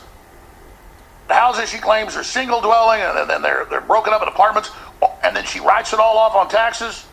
It's called fraud, money laundering. It's called criminal. And this is just the first of many indictments. Federal bank fraud and false claims charges. Next is tax evasion, and then mortgage fraud. I mean, mortgage fraud, remember? Months ago. And I told you it's going to be Comey first, at the first Fed targeted. The first state official targeted by the new DOJ will be Letitia James. And I wasn't told that by insiders. Could look at the cases, scan it all, see what was happening, and then when I did tell insiders, they said, told you that. No comment. And do not say you got that from me. Because people then suspect and think I must be being told all this. They didn't know who they could get indicted first. I knew who the main targets were. No. I just have so many data points, folks. How I keep doing it. I had folks. All right, Chad, we got the phone lines open, man. If anybody want to call in before we get up out of here, man, we got the phone lines open. The Pentagon called me 3.5 years ago. And they said, you're under total DOJ and Pentagon surveillance. And they said, especially after what you did in October, saying the Russians are going to invade by the end of February, and then you nailed it. You're now under total, live time, not just a recording, everything I do.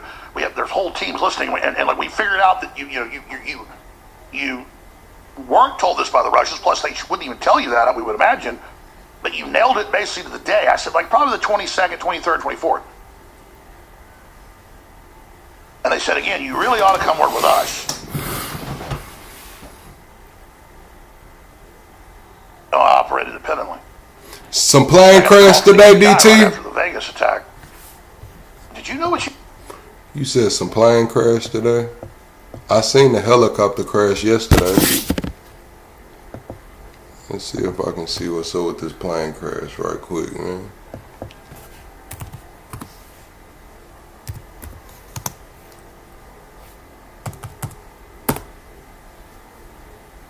The Everglades, Florida, Kentucky.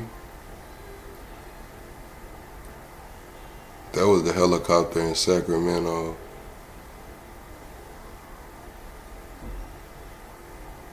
Small plane crashes into the Florida Everglades.